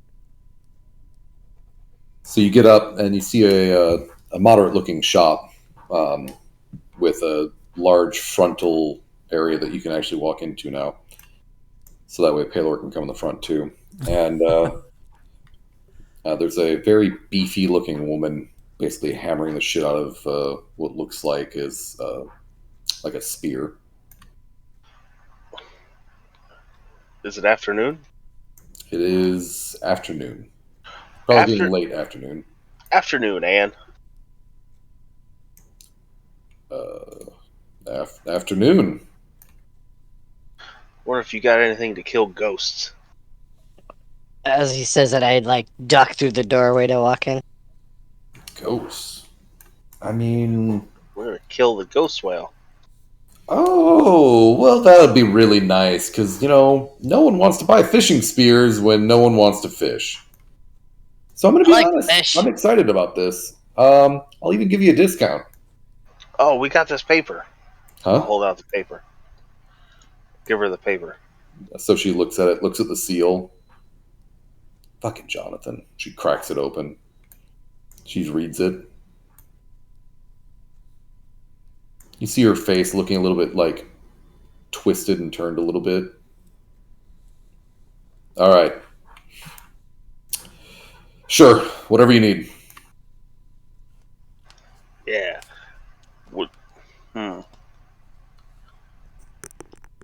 Her tone did sully a little bit.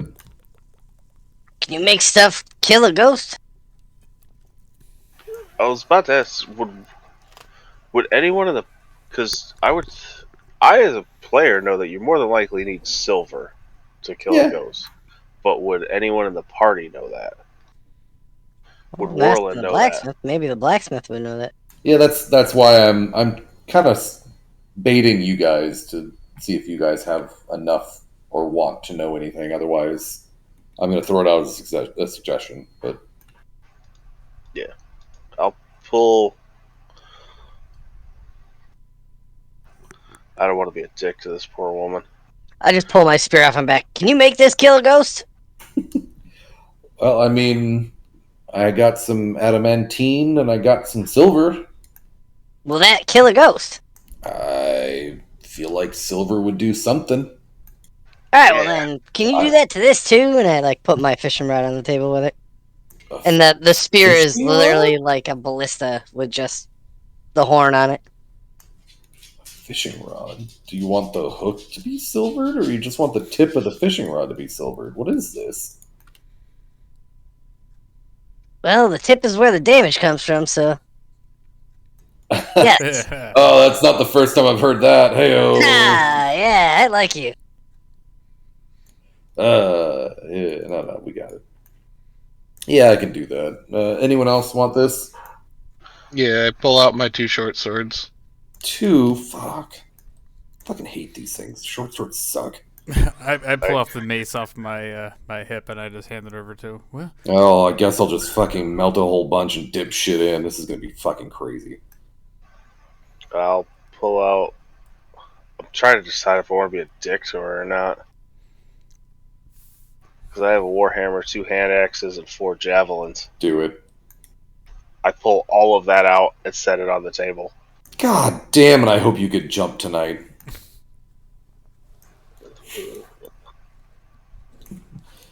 Ugh. She takes out the letter and looks at it another time. Reads it intently like 2 or 3 times. You can see her like mouthing words like... Oh, it was sealed shut? Yeah. Yeah. Oh, I thought it was like a seal on the bottom. to prove that it was from the mayor. No, it was like folded, sealed. Gotcha.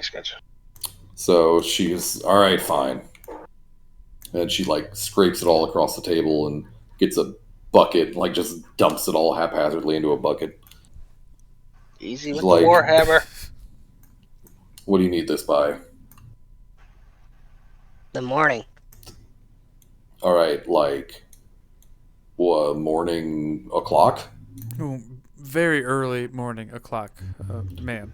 Ugh. She looks at God. she looks at the unopened letter. All right. You're the best, Stan. Yeah. Well, For I've your- not heard. for your I've not heard troubles. that before. I hand her another 20 gold for her troubles. How Well- much of that shit you got? I have no need for this. I'll Mommy take and it. Daddy will send me more money. Oh my god. The Travelers Guild is really just like college, really. Fucking trust fund kid. Jesus Christ. She smiles at you and then takes it. And seems a little bit more, pep at her step once you give her some gold. But as she turns around and her eyes cross everyone else, it looks very similar. Just upset and scurry. As soon as I Really? saw that she got excited about that, I put the same amount of gold down. And like Nice. slid it, like looking at her and like slid it to her.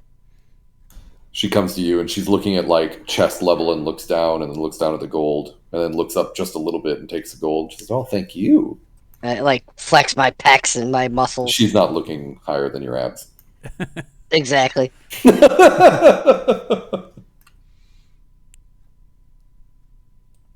All right. She says, it will take me all evening and into the morning, but this will be done. And I expect you here well before sunrise so I can finally go to bed." We'll be here.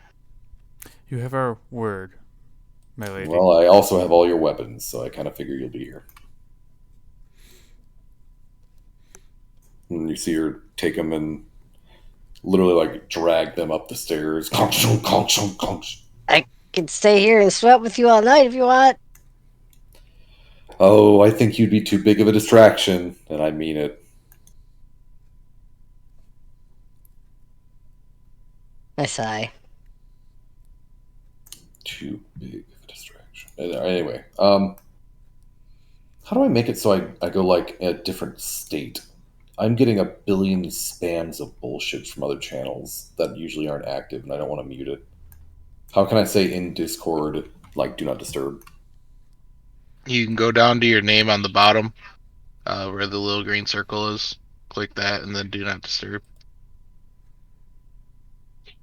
Oh, I clicked my icon. Nice. All right. Thank you. Yep. With that, I will not get if you send me a message now. So tell me in here if you need something.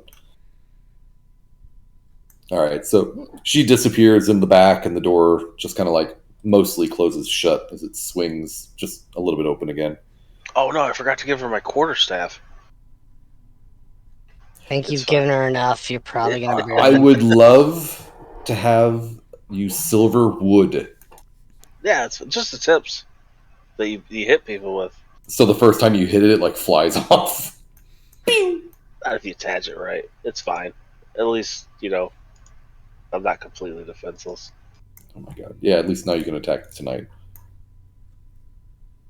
Alright. So done at the blacksmith. It's, late afternoon, 4 or 5 o'clock now.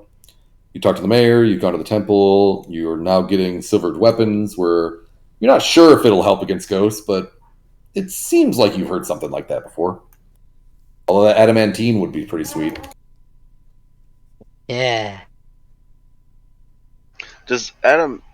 This is more of a mechanics question. Does that go through like the ghost resistance? What? Adamantine? No. What does adamantine do? I need to double check it, but I'm just curious. do you remember, John? I know it's unbreakable, and I think it is something to do with crits. Let me see. So in armor, it makes you uncrittable. Yeah, I know the armor. I was just wondering because I noticed I went ahead and silvered clicked the silver icon for all the weapons, but I saw adamantine was a separate checkbox. I was just curious what it did for weapons. Whenever an adamantine weapon or piece of ammunition hits an object, the hit is a critical hit. Automatically? Automatical critical hit. Yep. Shit. She said she's got some adamantine. We need to go upstairs. Wait! Knocking on the door. Wait! Didn't I say that would work on mine? I think she's assuming everyone's getting silvered. I didn't really get any other thought process, or did not understand that anyone was going to get anything else. Because when she threw that out there, everyone was just like, "Yeah, well, does that do ghost?" You're like, "Yeah, sure." I'm like, "All right, yeah, sure." Well, my character wouldn't know that, so. Yeah. Mine neither. And I didn't think it would be like automatic critical hits. Holy shit! Kind of makes sense, but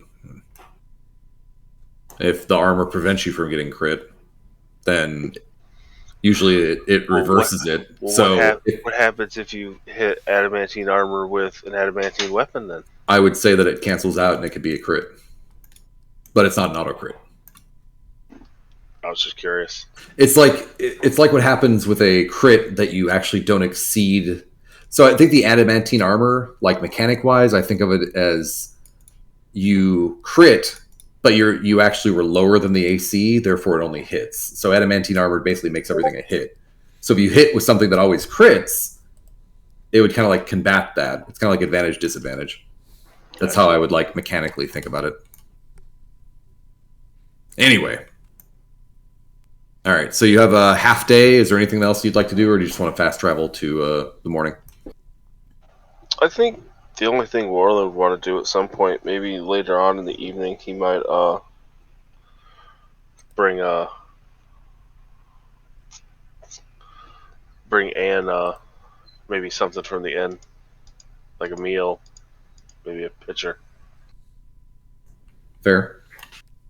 So yeah, I mean, if you want to do that.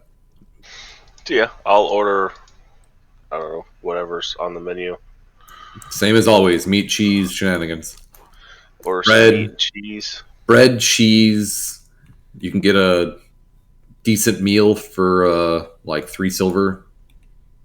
Yeah, I'll giant meat chunk for 3 silver. Some wine in a pitcher or a bottle. Yeah, maybe like a bottle of wine.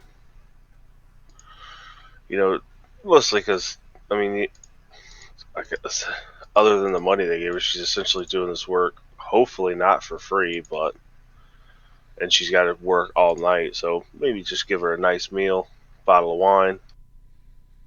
I gave her 20 gold, you cheap fuck. I also gave her 20 gold. Jeez. You cheaper fuck. I think isn't it 100 gold normally to silver a weapon? Yeah, it's 100 gold apiece. Yeah, so she's doing like 500. No, wait. She's doing 500 gold worth of shit just for you, and that's an underestimate. For a bottle of wine. She's doing 700 gold worth of work just for me alone. And you didn't tip her shit. You're gonna get her a 7 silver bottle of wine. That's 10 I gold, hope she actually. just spray paints your shit silver. Dick move. No, like everyone else's, like. All right. Oh, this is now canon. You'll find out tomorrow. Yes. So yeah, early evening. I'll get a bottle of wine. Nice hot meal.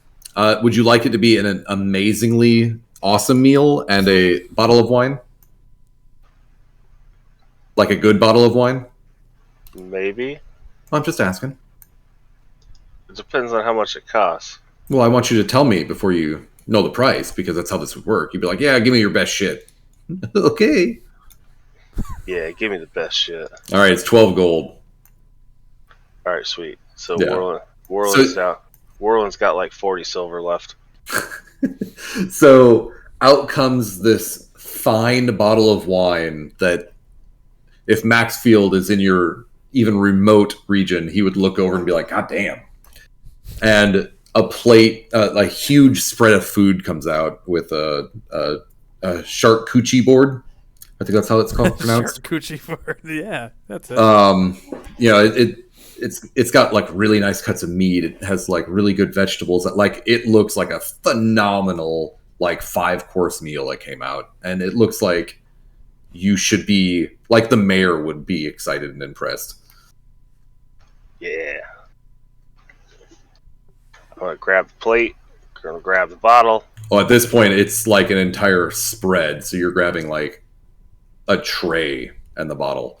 Yeah. I'm gonna walk right out the door with it. Easily done. I hope it's not fine silver. Is there such a thing as fool's silver? Like, can we make this happen? Like maybe it's 10 instead of actual silver. Ooh, perfect. You might get lucky with this. I mean, Yeah. that it's tin, that it's not tin, not like you're actually gonna lay this lady. Damn it! There's no whorehouse. Warla needs something. Yeah, well, now you got Finn, I guess. You'll just need Fucking- you'll need a ladder and a stool. Fucking Finn, fucking it all up for me. Dude's been here 10 minutes. I mean, the mayor seemed interested in you. Size matters. Fucking dick. Hey, they call war on fucking tripod in high school. Mm-hmm.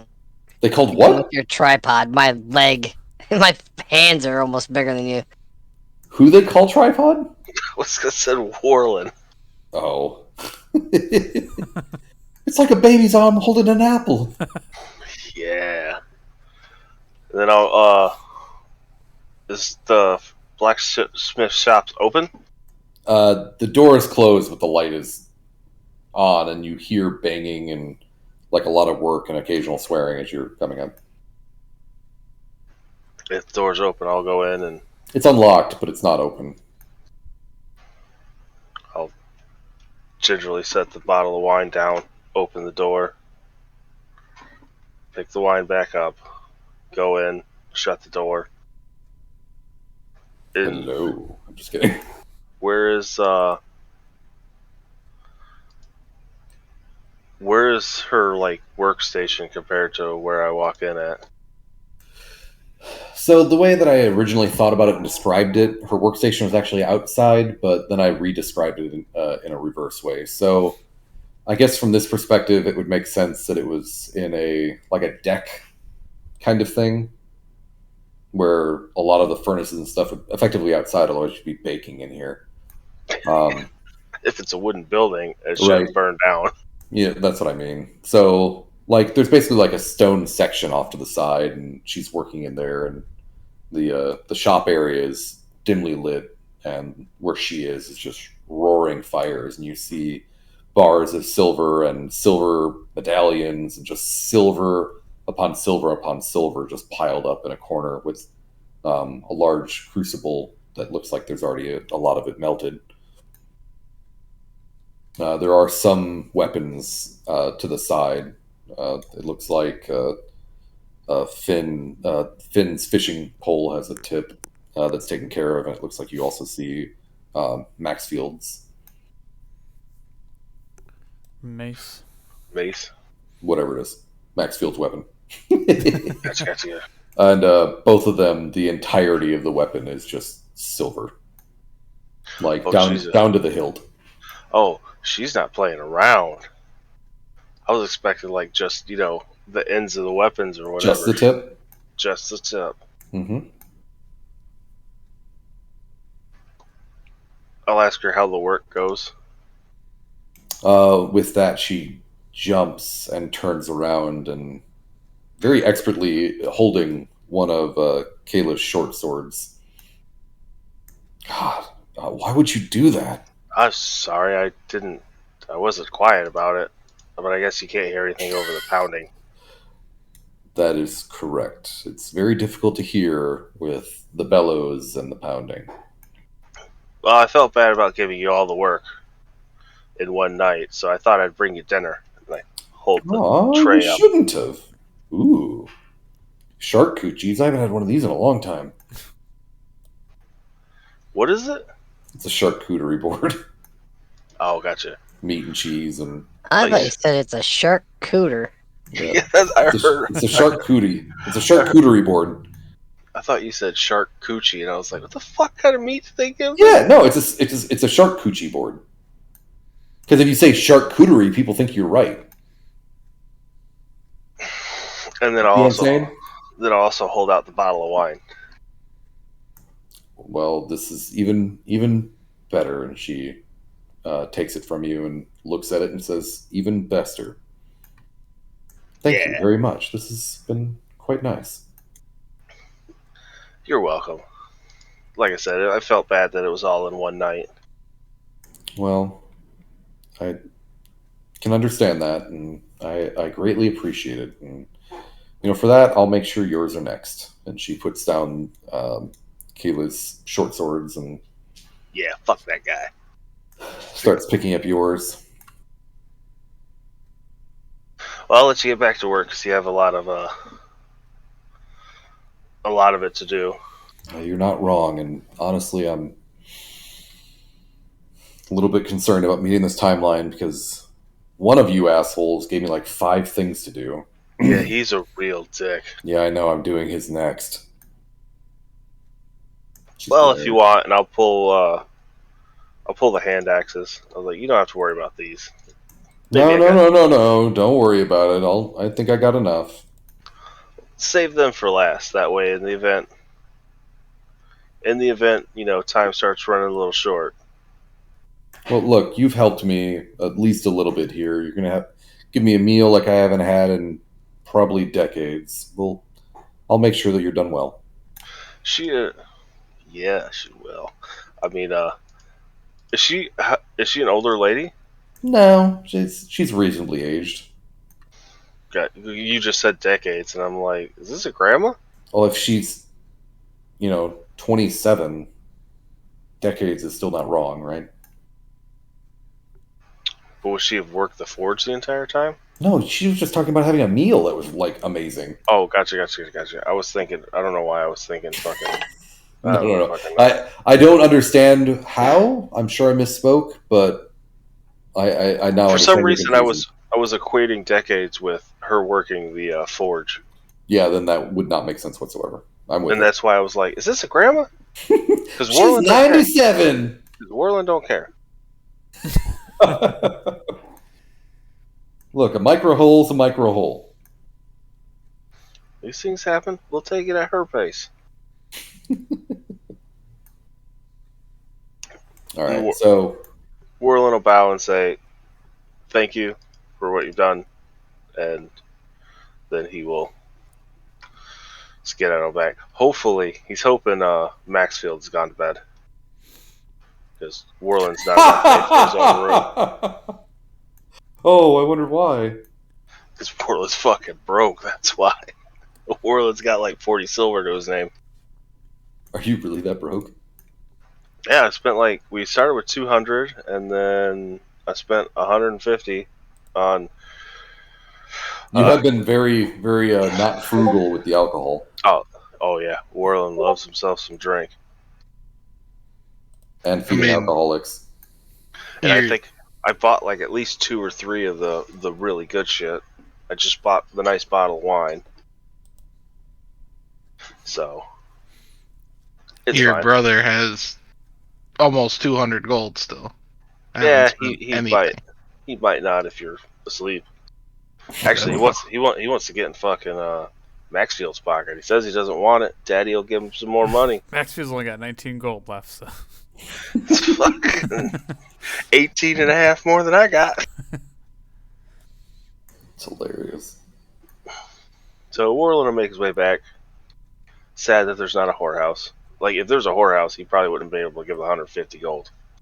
And I have none. Warland's a paycheck to paycheck kind of guy. Head back to the bar. Has Maxfield gone to bed? Still the same night? Yeah. Perfect. Is the door locked? I don't have a need to lock the door. No. Perfect. Rinse and repeat of the same thing the night before. All right. You're rolling, right? Yep. Is it stealth? Stealth. Disadvantage this time because he's probably expecting this and he doesn't want this. 8. Am I rolling Ooh. perception check or? I'm going to give you passive perception at disadvantage, which is -3, which I'm pretty sure still means you win because you have probably 13. I or have more, right? 14 passive perception, so. Which is 11 passive. Yeah. So as he slips into bed, you can feel the bed like shift. Shh. Just let it happen. I'm kidding. I'm kidding. Or does that say that? Yeah. So as I wake up and I hold my hand up and I cast light right in your face. That hurts. Could you warn a guy about that shit, man? And I just say, Moreland, perhaps you should sleep on the floor tonight. What about the foot of the bed? Acceptable. Alright. I'll go to the foot of the bed. Curl up in my cloak. Good night. Good night.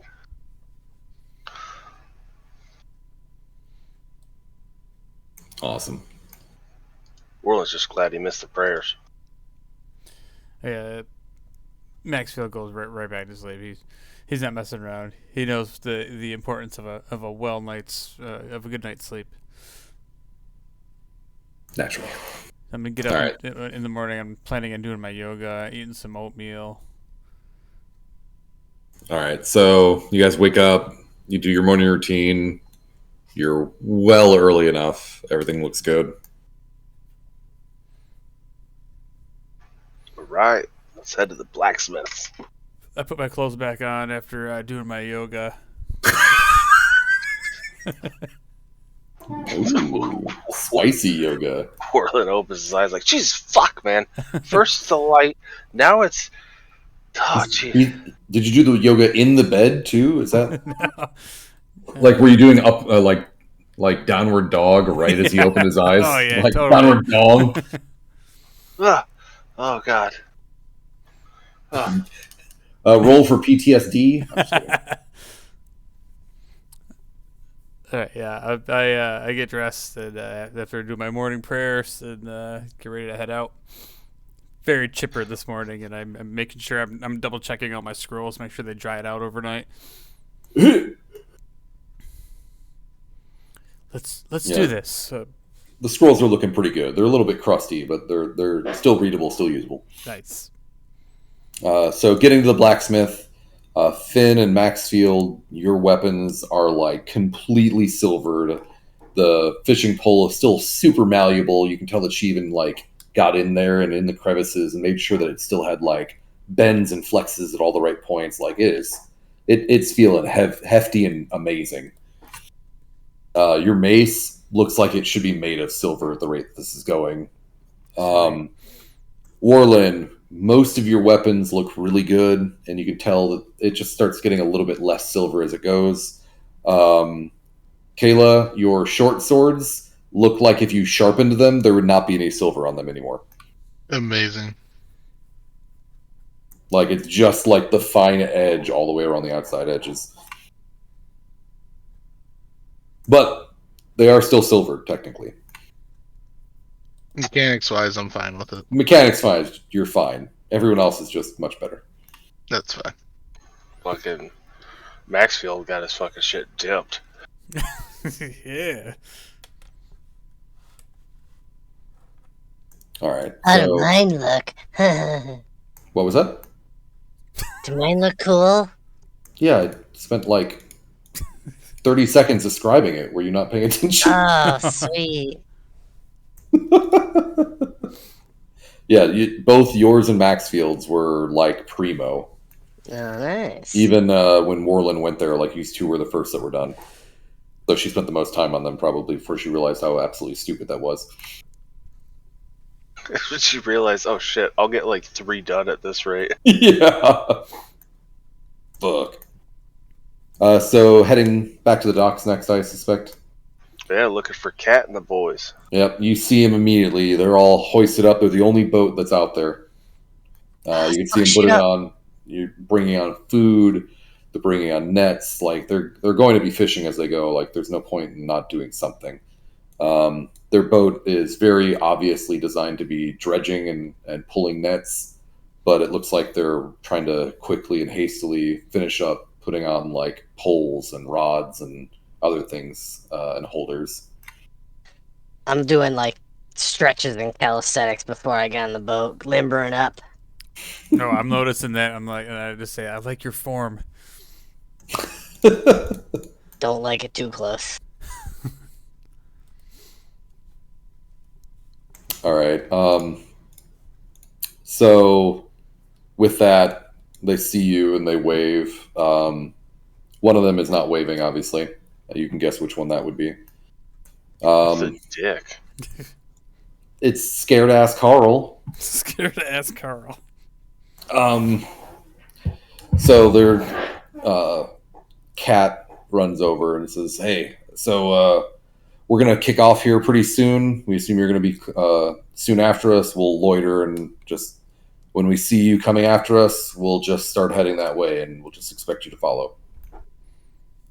Sounds like a plan. If you need something, do you have any colored flags or any way of trying to alert us?"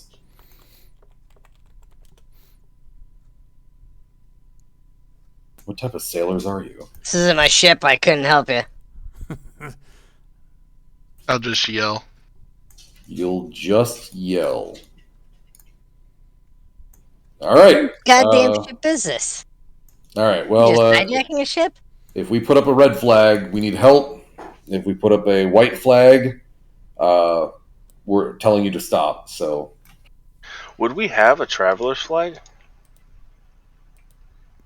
Yeah, that could probably make sense. I'm assuming these are one of the ships that the king gave us.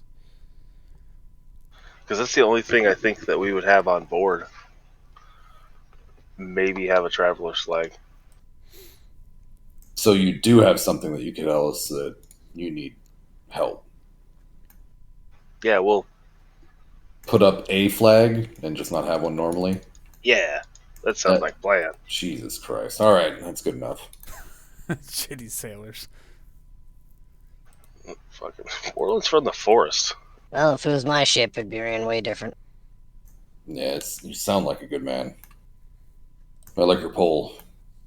Thank you. It's And nice. your fishing rod's pretty sweet too. Thank you. So you see him like jog back and talk to the other two, and then they all look back real quick at you guys and jump back in the boat, and you can see him getting ready to push off.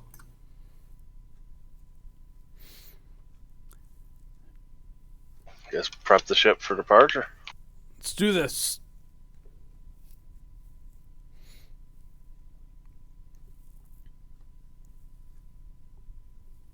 Jump on the ship and start doing shit like I know my shit. Yeah, their ship is way bigger than yours too, by the way. Ours is better than yours. Orland's going to take his customary spot at the top of the mast. Mr. Eli. I'm just gonna take a seat on the deck. Yeah, I'm going to get the rigging ready and raise the sail, Lower. lower the sail. Tomato, tomato. All right. Oh, that was probably a little bit premature, but That's what she said. I hope not. That's really sad. I did my Ooh, best. I have a little ship battle. Let's attack the other ship. We have ballistas. Oh god, it got longer. And thicker.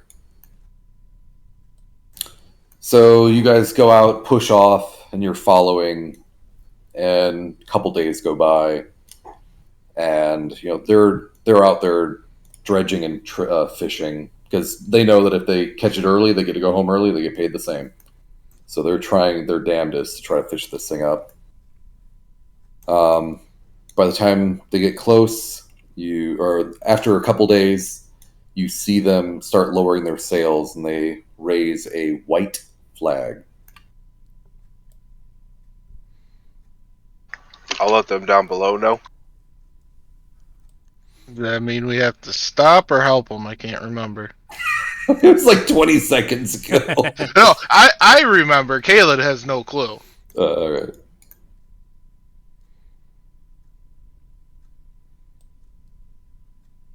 Anyone? Anyone remember? Neither me nor Warland remembers what that means. I'm just going to keep sailing then, thinking that they need help. Pull up alongside them then. Yep. Everyone can control the boat. Or at least I think everyone can control the boat. So, Kayla, you're steering the ship then, right? Correct. All right. Can anyone move this? Yep. Yeah, all right. I was able to move it in the harbor. I turned it around. Yeah. I try to make it so that shared objects are controllable by everyone. If you guys... Oh, sorry. I would say I don't know anything about sailing, so I'm literally just like sitting on the front of on the bow, just like I think they need help. Yeah. So, are you gonna pull alongside, or are you gonna? What are you doing here? Yeah, we'll pull alongside. So, they get there and they're like, "This is it. This is the end." If you look, the water changes color, and then from then on out, you can see it a much more deep blue and a pretty decent line. And you got probably another couple hours of this, and then it goes right back. I've never heard of anyone going down there, so I'm not sure that you'd want to do that. But if something's going to live here, it's going to know you're here soon if you start making noise, I'm sure. So maybe we should get our fishing poles out and start fishing. Yeah, can you wait until we're done? We've already pulled ours in. Well, are you sure? Yeah, we need to get the hell out of here. Before you even say that, I just throw my fucking line in the water. Roll a D100, and you can see Carl sees that, and he just starts raising the fucking, like, he's not even like looking for questions. He's just like yanking cords and shit's like haphazardly like coming down, and the sails are like, oh yeah, he's fucking freaking the shit out. Then you could tell he's like, nope, I'm noping out of this fucker. He's like, wait, and the boat starts pulling away, and they're like, all right, well, good luck, you guys. Hope we see you. And it just like pulls away. But Carl, come back. And it takes a decent port turn, and literally it's just U-turning. By now, additional sails that you didn't even see the first time start like unfurling. Like this boat just became like a speed demon vessel. There's sails everywhere. You're like, God damn that, Carl. Carl's like, fuck you guys, I'm out. All right, so I'm gonna do the same thing because in my backpack it looks like I have fishing tackle. Everyone has fishing tackle. Fuck yeah. So I'm gonna grab my wooden rod and throw my line out with a steel hook. Oh, I got some lures. Nice. Do you? Yeah, it's velvet lures. So yeah, I'm gonna put a lure on there. I'm gonna toss it out. Did I give you velvet lures? That's what it sounds. No, it's part of the fishing kit or fishing tackle. Oh, that's hilarious. Wooden rod, silken line, corkwood bobbers, steel hooks, lead sinkers, velvet lures, and narrow netting. Oh, that's funny. I like it. Yeah, so you guys are out here for 2, 3, 4 hours, and you haven't seen anything. Do we catch anything? Oh yeah, you're catching fish, like pretty decently sized fish, because like you're right at the drop off. Fuck yeah. So, do we just fish for a while, or do we go down and find it? Well, I want to know if Finn is impressed with any of the fish that I'm catching. Roll your fishing. Roll your fishing check. Roll a d20 Okay. as a tool check against fishing tackle. Yeah, you're catching, well above average fish. So, Not bad. Is this your first time out? Well, as a boy, I used to fish with my father, but nothing like these before, and I'm just tossing fish in the boat. Everyone else roll a d20, and I'll give Finn proficiency. So add your proficiency bonus. That's exactly what I wanted. I didn't want to catch shit. So 15. yeah, so Warland has actually caught a really nice fish, Fuck yeah. but on average, Finn is just catching large fish, like pretty damn big fish in general. You guys are using Kayla's fish for bait fish for your fish. Nice. Uh, You're like, oh, someone's got to do it, you know? Kayla's at this point is getting a little frustrated, trying to figure out how to fish and not catching as big a fish.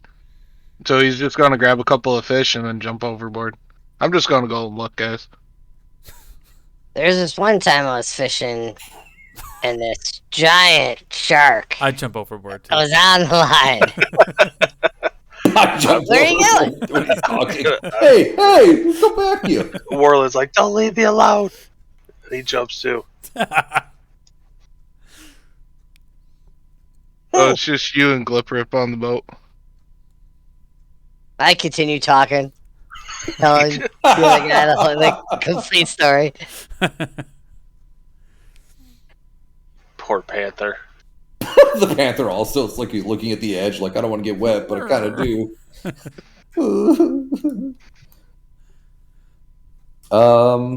Your passive perception is much higher than I expected, Finn. Thank you. So Finn, you start, you look off into the distance and you see some ripples far off. I would know. I'm a hunter. A ripple hunter. I'm a fisher and a hunter. Great.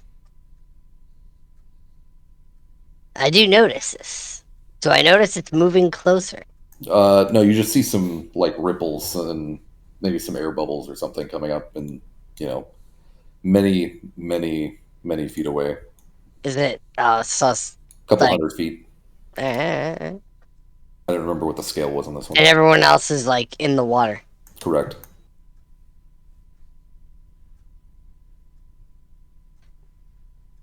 Guys? Yelling. Can anybody hear me? Yeah. We're not seeing much down here. I point like in the direction of the bubbles. Something out there. So whatever you're doing is working. Keep up the good work. Live bait is the best way to catch a fish. I swim back to the boat.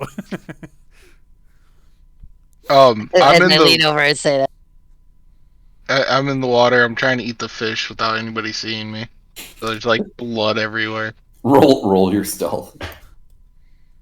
Yeah, you could probably get away with that. No problem. Like, you might be bloody, but as far as I know, you're just failing at hooking it, like whatever. That's fine. So everyone Warland's the smallest one. Perfect bait.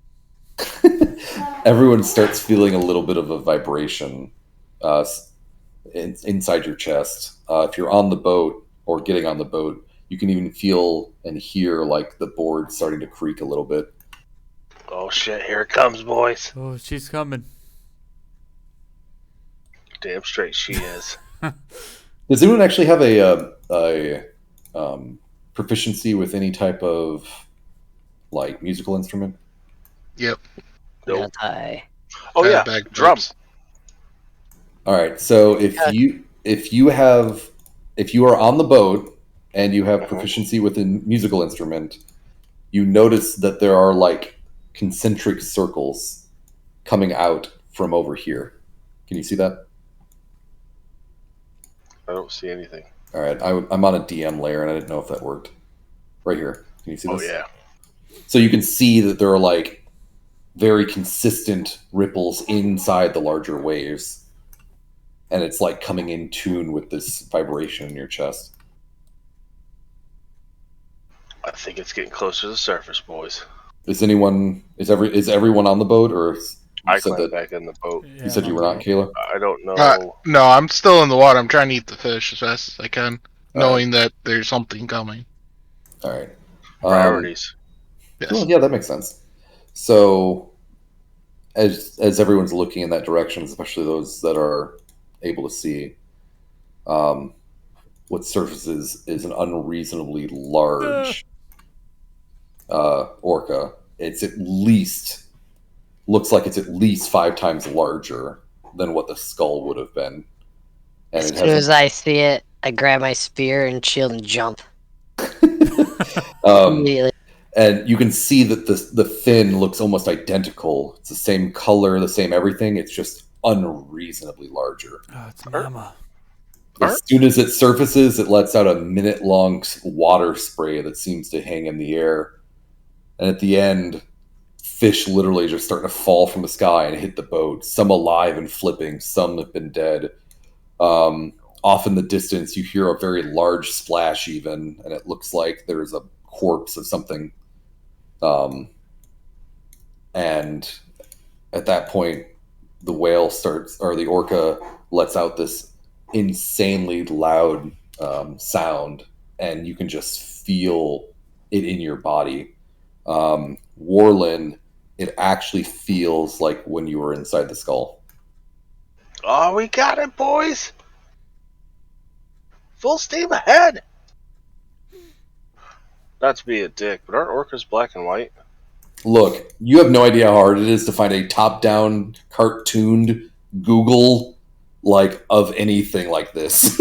And like, why is this fins off Oh, it's all so the way over. much? I didn't jump in yet.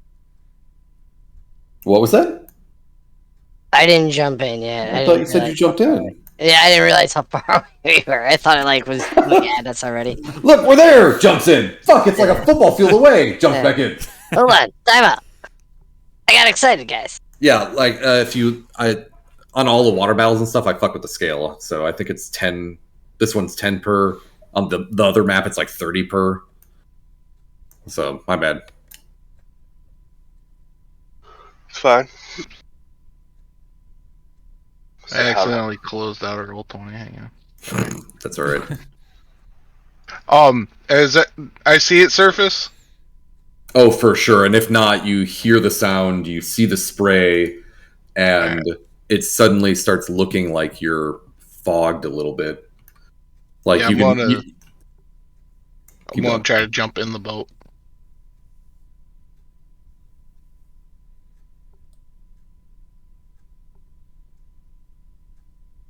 Yeah, I mean, you can get back in. It's you guys' boat. How are we gonna do this, boys? Well, you normally kill it. That's how we do it. So, let's get killing. Let's get killing. I got my shield and my spear in my hand. Pull my warhammer off my back. I'm gonna pull out my longbow and try to shoot it at this distance. Sure. Roll disadvantage, and you have it at 200 feet, right? Longbow, I think it's 4 something, so I think that's right. 600. Yeah. So it's about 190-ish to hit. 190. All right. I don't remember if that's disadvantage or not. 11. 150. So 11. So as it goes, it looks like it's going to land perfect, and the arc is great, and then it literally just hits and glances off. Amazing. Amazing. You can see it starting to finish its expelling of its water, and very soon after, it looks like it just turns into this giant haze, and it turns towards you. Yeah. Isn't this great, Max? As soon as I see it turn, I have this look of like extreme concentration, ready to leap. Nice. I just ready my shield. Dun, dun, dun. Pull the warhammer out. I go to the bow of the ship. So can we see it? Like, I mean, like, it's under the water. It's on the surface. Oh, it's on the surface. Its fin is out, and looks identical to the ones that's on land. You basically, it's basically surface. It's not like flying, right? It's not flying like it looks like now, but Gotcha. it's surfaced. So I'm giving you guys one last time before we roll initiative to do or say anything or prep anything, because you definitely got some time. I'm going to let another arrow go. Yeah, Hopefully sure. this time it's kind of closer, so that way it's in range. Yeah, piss it off. Get it closer. Yeah. 150 feet. Let's Yep. do a check. It's within 150. Go. Do one more. Hey. Nice. So yeah, the arrow literally just get launched and it just sticks into its back and it seems unfazed. Awesome. I'm going to drink my potion of water breathing I should have done that. and then slam it on the ground. On second thought, fuck. The empty bottle, I just slam it down. Yeah, I look over, see him do that, and I pop the one that I've got. I drink it, but then I put the cork back in, and I don't litter, so I put the bottle in my satchel. I'm like standing there, like almost foaming at the mouth, trying to get off the boat to get to the fucking whale. All right. Anything else? As soon as it gets in range, I'm jumping. Yeah, as soon as it gets in range, I as soon as it drink. gets within like 60, we're initiating. I drink my potion. Yeah, I'm just gonna get ready to see what this thing does. All right. As it gets closer, you can see that it has very large, like, red lines and a whole bunch of like weird scarring all over it.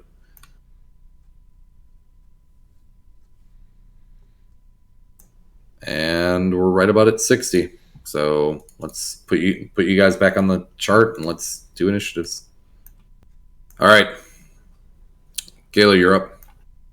All right. Regretting very much that I didn't take the potion first. I'm going to take my potion of water breathing. Fair. And then, can I pull out my short swords? Yeah, sure. So, I'll do that. So I got both short swords, one in each hand. And that's your turn. That's my turn. Warland. He's still like 100 feet away, right? 60 technically. I mean, if you want to punch it in the nose, it's 40. I ain't got that kind of range. You actually have 40 walking speed. And Which 50 is- feet of swimming. I have 50 feet of swimming. What? I don't know. When I mouse over walking speed, it also tells me I have 50 feet of swimming. Oh, no, that makes sense because you have 40 feet of swimming with the ring of swimming, and then because you're a barbarian, you get 10 additional feet, and that's probably where that's coming from. Sweet. So, yeah, I'm going to jump in the water. You see Warland move like you've never seen him before. And he fucking going to rage like a motherfucker. And then we're going to take a swing two-handed, baby. Let's do this shit. How many attacks do I get? Fuck. Everyone usually gets 2, unless you're a fighter, at over level 11. Gotcha. In fact, if you go to actions, it says attacks per action 2. And then you can bonus action 2-weapon fighting if it's light and the normal shit. But you've already raged, which is your bonus. 20, not natural. Hit. For 12. Did you say two-handed? Yeah. Oh, yeah. So, 6. That's depressing. I'm going to pull a fucking Vossen and do better with one hand than two. That usually happens. For 18. Hit. For 6. Just wailing on this fucking thing. Right on its snout. Ha! Wailing. Yeah. Wow. All right, is that your turn? That is it. You can see it has very little face, this thing. I got all day, baby. Maxfield, How far is he away? 60. 60 feet. 50, 60. Depends on what you're going to do. It might be less. I will cast a guiding bolt at him at 3rd level. Hit it.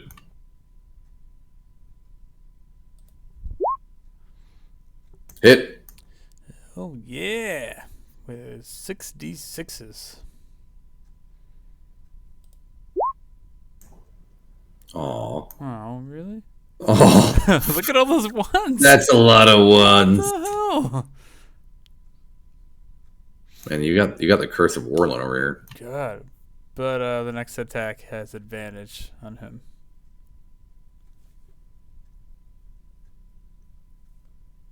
That little icon is almost unusable.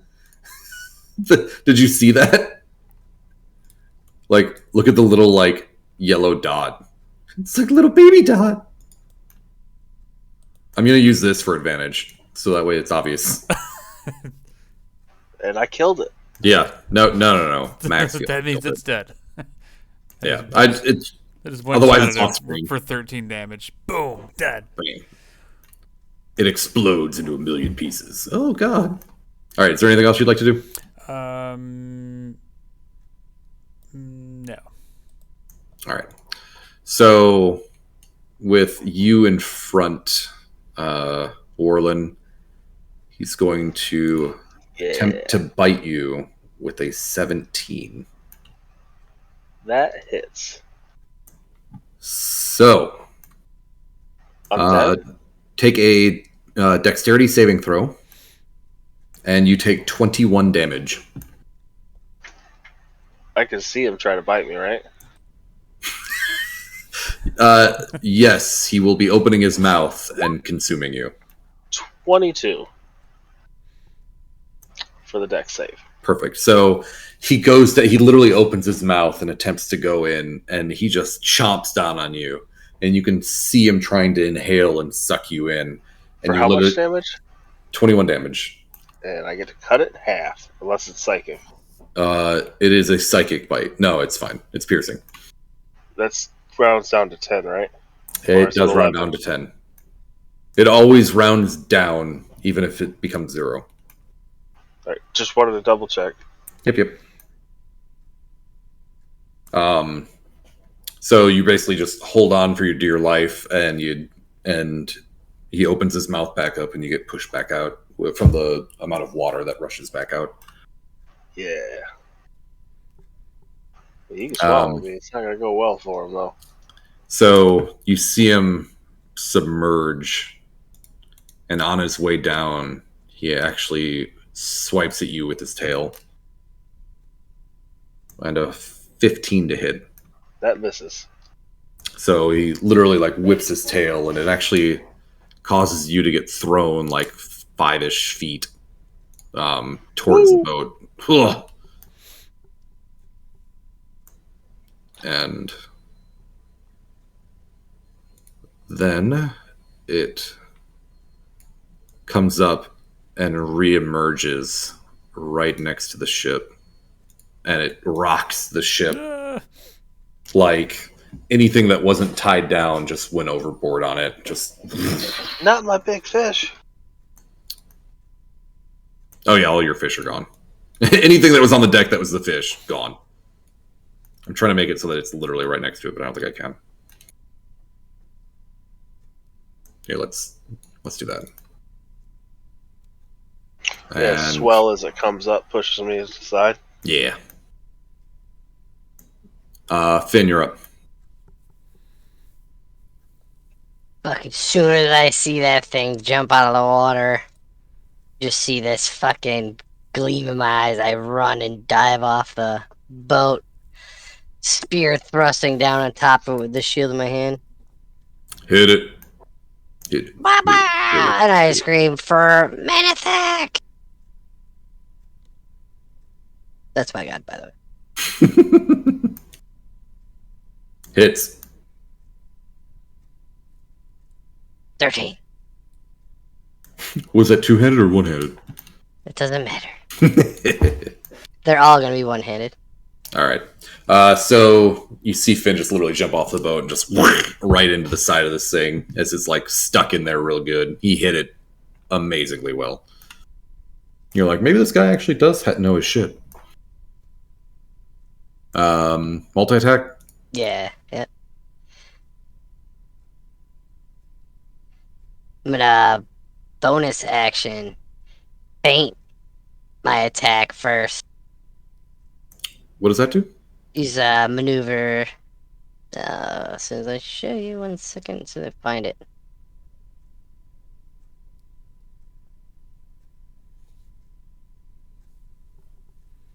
This is pretty die. Bonus action feint. So advantage on your next attack. Your next attack on the creature this turn. Correct. So I get. So you would have had to do that for the first attack. It has to be your first attack. It can't be the attack after your bonus action. What bonus action attack are you doing? The feint. You expend a spirited die to Oh, use a I bonus see what. action No. I see what you're saying. on your turn to feint. You can I expend get one advantage on my attack. All right. Yeah. No, you're good. So your bonus action is effectively a feint, which Yes. gives you yes. So we're good. Yep. Yep. Got it. So and ironically, it no longer had advantage because you just burned it 26-25, and then you're going to get re-advantage. Yes. Yep. We're spending spirited die. Yep. We're good. I got it now. Oh, 21. 21-21. It hit. For 11 plus. That is not correct. We roll can take 5d8. we can take the 6, which is the first roll if you'd like. That'll work. Yeah, that'll work. So total of 17. I was like, holy shit, why isn't everyone playing Battle Masters then? Man, it was a crit I didn't roll fail, a and it was still d20. 20. It literally says 5. It didn't. It rolled a 5. Yeah, it rolled a 5d8, and it Oh. managed to sum to 20, and it had 1 roll, so it was red. Yeah, that's weird. Well, it's just that's how many superiority dice you have in total. Yeah, I'll have to roll that separately. Yep, that's fine. And that is my turn. And like as I stab into it, I'm like holding it into it so I could like keep my balance on it. Nice. All right, yeah, you can tell this thing is like. It looks like it's not even bleeding. You guys are basically just hitting fat. I'm like in my glory, like laughing as I'm doing all this. And that's your turn, correct? Yeah. Kayla, you're up. I'm going to basically do the same thing and run and jump off the boat onto its back. It is massive as hell.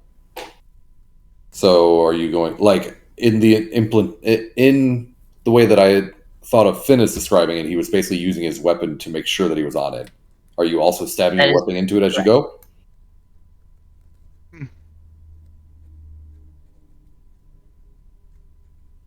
No. All right. So if you're going to just try to like acrobatically jump it, then let's do an acrobatics. Yeah, watch me fall. Hey. Okay. You're fine. So you find a flat spot on its back near the tail, and you jump up on that. So let's move you down just a little bit. Yeah. I'm just going to try to hack at its back. All right. Swing. Short sword. Ooh, crit. Alright. Why is it not auto rolling damage? Click on the short sword text below that, and that's just a roll 20 setting. And it doesn't do perfect crits either. And I'll swing again.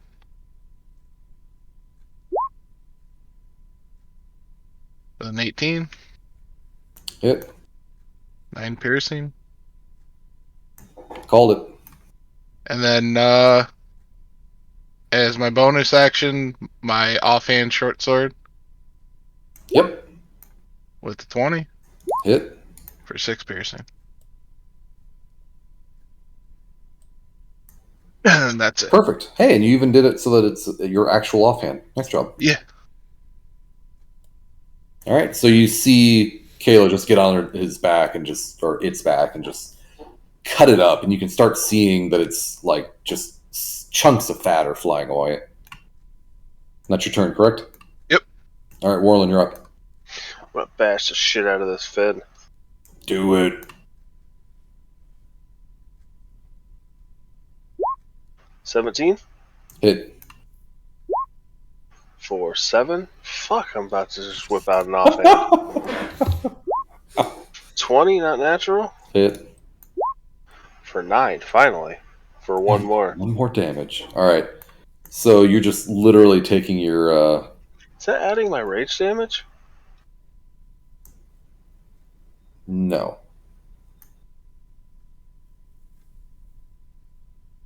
Why is it not adding my rage damage? Did you send the rage to chat? I don't know if it would know how to calculate that. I think it does for, that's what rage does.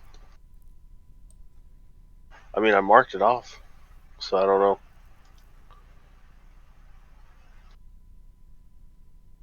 It's fine, I'll just have to manually add whatever the number is. All right. And is that your turn? That's it for my turn. Maxfield.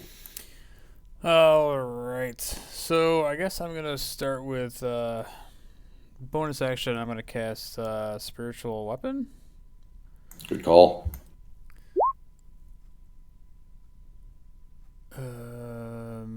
Does a 9 hit?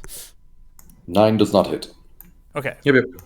So that doesn't hit, right? So that was my bonus action. So then my my action, I will cast. How about You can. what's that? You're going to be able to do a cantrip or melee because that was already your spell, correct? Okay, so I will do. Well, I don't think I'm really close enough. I don't really want to get off the boat yet either. So I'll go. Yeah, if you had reach, you could probably get it. All right, so I will hit him with a word of radiance. Alright, yeah. I'm just making sure it was adding my rage damage. It does now. So Whopping 2. it's a Constitution saving throw. All right. It's a DC 15. I don't know how to post all that. It succeeds. All right, never mind. Actually, so you take. Okay. So if you click take on- nothing, yeah. Okay, so cast on VTT right there. Yep, and it will actually use a spell slot and display it and roll all the shit. That's So a if you've cantrip, already, so. yeah, it's just rolling VTT then. Yeah, so because it's a cantrip, there's no half damage if you make the save. Yep. All right, so I guess that's all I can do. All right. So Oh, Moby Dick. yeah, get ready. So it starts swinging around as it sees. It still sees everyone. Yeah, I should actually probably group you all together for right now. Can I do that? Grouped. Can I spin you as a group? This is gonna be weird. Oh, it works. So so it spins around and it tries to take another chunk out of the barbarian. Why does it have a sword? It's my sword. It's a spiritual weapon. Get off my fucking sword. Oh, gotcha. 28 to hit. Oh, that's just gonna miss. Yeah, 19 piercing, and you need to make another dexterity save.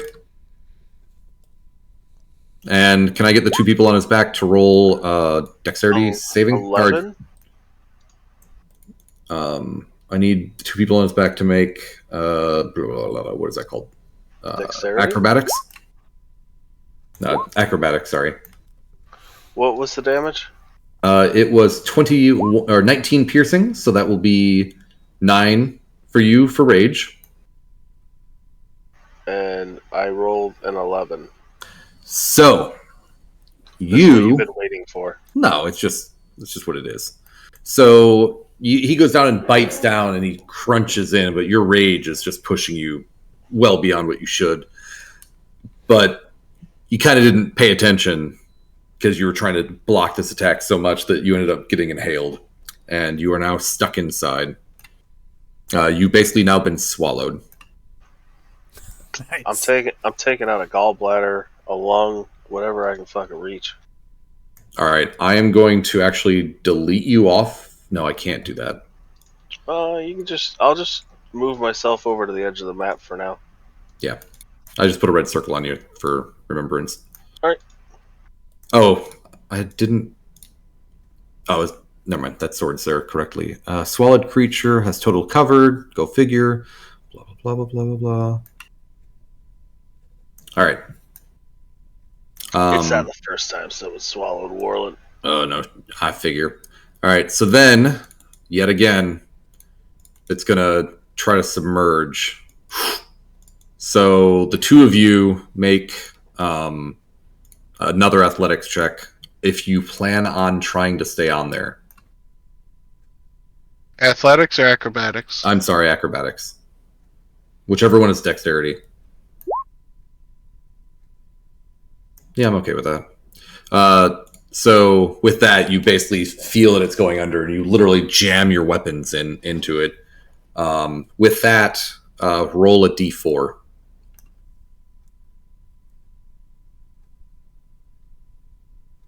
So as you stick in to get grabbed, you actually feel like you've done a little bit of something to him as it reemerges on the back side of the boat, and it tail whips the boat.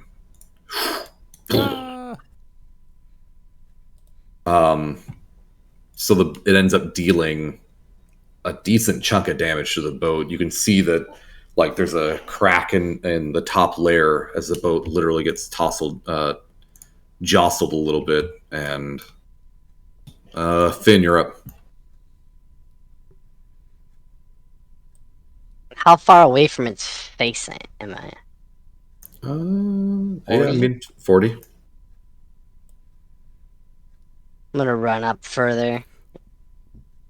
Try to get to his eyeballs. Jesus fuck. Fuck it. Like, I pull my fucking spear out of its back and I run up and then do another jump its spear down on it. Yeah. Oh! Dex save. Oh. Oh! Wait, that's acrobatics, not dex save. Damn it! Don't you usually do a dex save, DM? Ah! Yeah. Yeah. All right. So you go down to get in, and you literally get like the bone around the eye socket, and just like ting, and you're not expecting this. You just roll forward, and you lay prone. Like, oh god, that could have been so much worse. Had you failed, you are certain you would have gone over, and then you would have been eaten next. After I fell prone, I just laid down and like try to stab my spear in top of his head. I'm not giving up. Because you're prone, you now have disadvantage. That's alright. And you glance off of it. Ah! Is there anything else? That is my turn. Kayla, you're up. I'm sure I don't see it, but did I see Warland get eaten? No way in hell. I didn't think so. I'm all the way on its back. Unless you want to look to your left and see that he's not there anymore, if you think that's even reasonable, which I'm not sure if that is. I don't think so. Like, I'd let you roll for it if you really want to try, though. But it's like 100 feet away. Yeah, no, I'm good. That really doesn't make sense. Alright, I'm going to try to run up to its blowhole. I don't know how far I am from that. I mean, we can guess 50-ish feet. 50? Alright, well, I'll just move 30-ish. You start seeing a whole bunch of wounds from where Finn was. Alright, then I'm going to hit it with my short sword twice. Let's do it. 24. Hit. 10 piercing.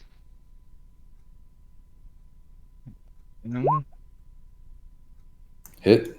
That's weird. The first one doesn't auto roll damage, but the rest of them do. I don't get it. And then as my bonus action, I'm going to swing with offhand. 17. 17 is a hit. For 1. I actually took that as the damage. I don't know. I was being stupid. I mean, Yeah. if you want to take 17, that's I fine. know. I was like, how is that an offhand attack? Oh, never mind. Like, I didn't question it because I'm like, I audited it last time. We're fine. Oh, wait, what? All right. So, yet again, anyone who's looking at him sees Kayla just flurry of swordsing up here. You see little chunks of blubber and God knows what just flying in every direction. And with that, it is Warlin's turn. Warlin, Yeah. you take 5 acid damage. Is that already cut in half? Do you get half for acid as well? Get half for everything but psychic. Then it is not also cut in half. So you get 2 acid damage. Sweet. Is there enough room for me to swing?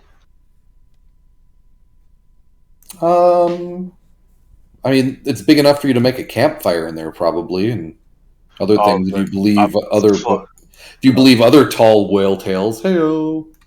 I'm gonna fucking wail on the side of this thing's stomach. Again,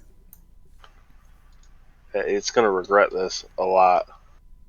Maybe Dude. 18 to hit hit. for 9, All right. and then 24 to hit Yep. for 10. Just fucking going ham. Ah! Here in a second, I might fucking pull out the hand axes, try to cut my way out. All right. That's what I might do. After those attacks, I'll put my warhammer up and getting ready. I'm getting out of here. All right. Is that it? That's it for my turn. All right.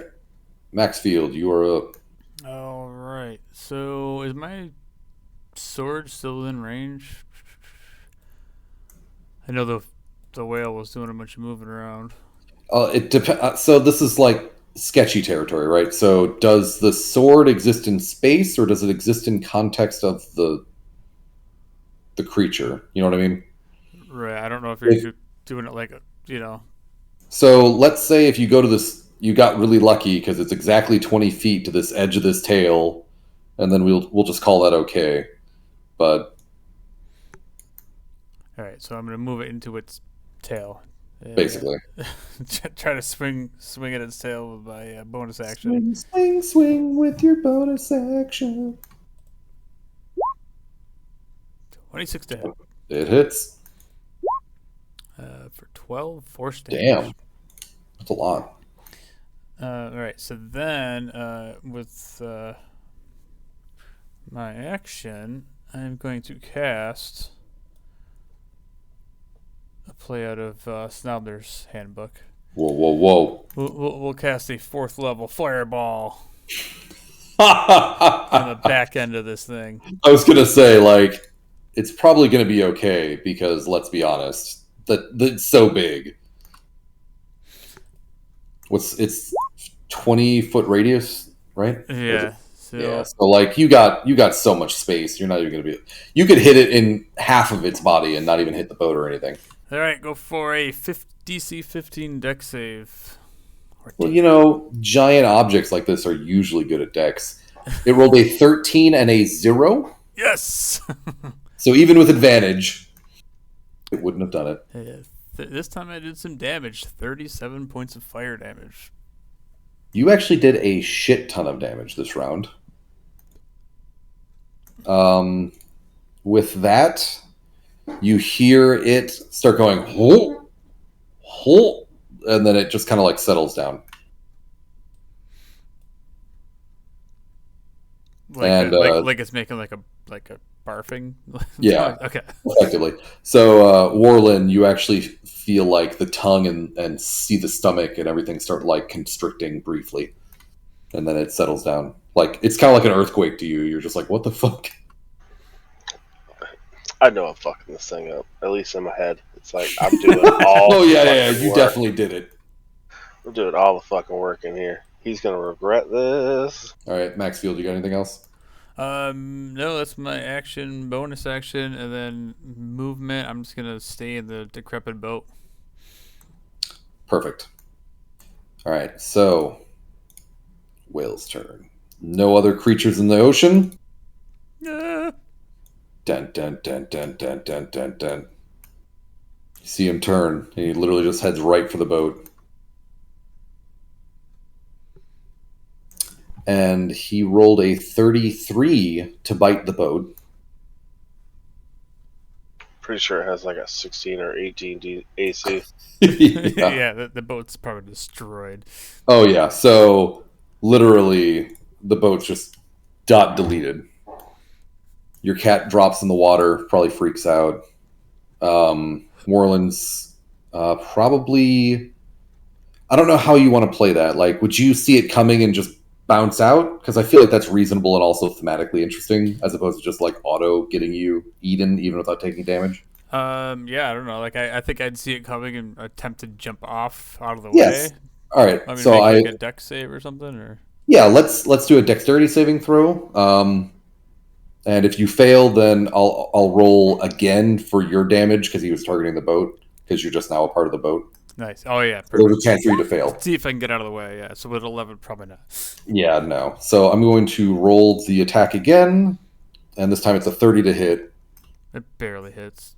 I know. So 24 piercing. So I'm gonna use my reaction at this point to hit him with my feature.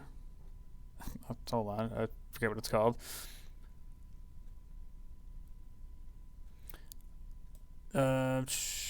So when you're attacked by a creature within 30 feet, you can use your reaction to pose disadvantage on the attack roll. So that was disadvantage. It rolled a 30 and a 32. Oh my god. Okay. All right. So what's the damage? 24 piercing, and then you have to make a dexterity saving throw. But because you're on the boat, I'll give you advantage. All right. Because like you're just happen to be a part of this, and so I feel like in the chaos, like he wasn't trying to get you, but you just got gotten. All right, hold on. All right. So what I got to make a dex saving throw? A dex saving throw with advantage because you're just happenstance. All right. 20. Perfect. So he goes down, chomps the boat. This boat is just trashed. In fact, it looks like the mast, like this thing is so big, the mast is a toothpick, and you actually like see it get in between its teeth, and like a huge sea creature just falls out, like he finally picked it loose. Oh my god. You already try to jump off the boat, but you got literally caught by the teeth, but you're pushing your way out, and you just see it literally swallow the boat as half of the other rest of the debris is just floating around. Awesome. And it is going to now attempt to tail whip. Oh, did it, when I rotated it, did it screw it up with, did you, it looks like everyone got moved backwards, right? Yeah, because I was up closer to the blowhole. Yeah, move yourselves forward. I might have control Z or something, I don't know. Yeah, that was weird. I also need to roll for the cat. So 24 to hit the cat for 19 damage. She has the dodge action. I don't know if that's disadvantage or not. Dodge is plus how many AC? I don't remember. I've never taken the dodge action, so I have no clue. And with the dodge action, I'll let you automatically succeed the dex save. So you're taking 19 piercing as long as 24 hits. I don't have a Panther sheet out. So how you do that is you go to extras, manage extras, and you can actually add a beast companion. Oh. So I'll just move on. I'm going to write down 19, and that is your damage, and we'll keep going. Yep. All right, so now that it is back underwater, it literally just swims by you, Warlin, and it tries to tail whip you. Does it spit me out? No, it did not spit you out. The hell's it gonna tail with me? I think No, it means I'm sorry. Maxfield. Oh, My apologies. Like I looked down and I saw the DM symbol and I was like, that can't be it. Next one to the right. Yeah, so Maxfield. So it's a 28 to hit. That's a good hit. Yeah, 17 bludgeoning. All right. And it kind of like waves the cat away a little bit. Ironically, I can't. Yeah, there you go. That's good enough. Oh, I never made a Constitution save for my spiritual weapon. Oh, I failed. And don't worry, I can find it again if you want to reroll it. All right, Finn, you're up. Stand up.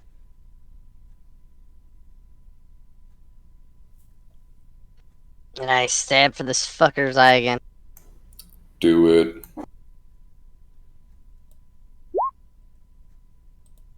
Haha! All right, so to do a precision attack, it is additional AC, and you manage to hit its eye.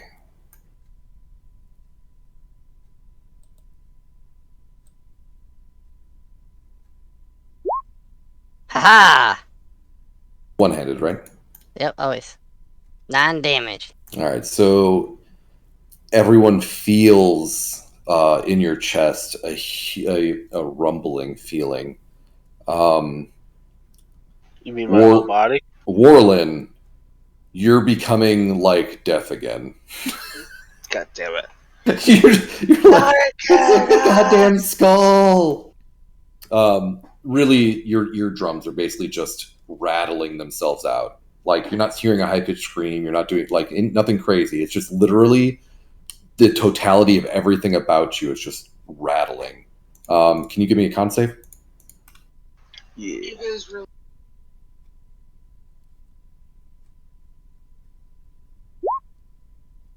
So you actually are just so shaken, you end up dropping your weapon. I don't have any in my hands. You end up doing nothing. How do you not have a weapon in your hands? I put my warhammer away. Oh, really? Yes. Oh, nice. Well, then you drop nothing and nothing happens. I'm about to pull out some hand axes and cut my way out. Got it. Finn, is there anything else? Oh, yeah, you still have another attack. Yeah. I'm gonna Yes. pull the spear out. I'm gonna use the spirit die to feint attack.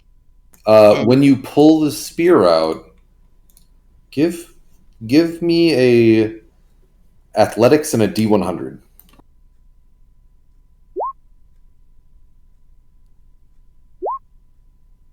So as you pull it out, you literally see that you've pulled out like one of its lenses as it like rips the eye as it comes out, and like just some eye stuff starts like seeping. So you now have like a part of the lens on your spear. And I'm just like smiling and laughing as I feint the attack to psych it out, and then I fucking plunge it back. It's not like in. you can see you.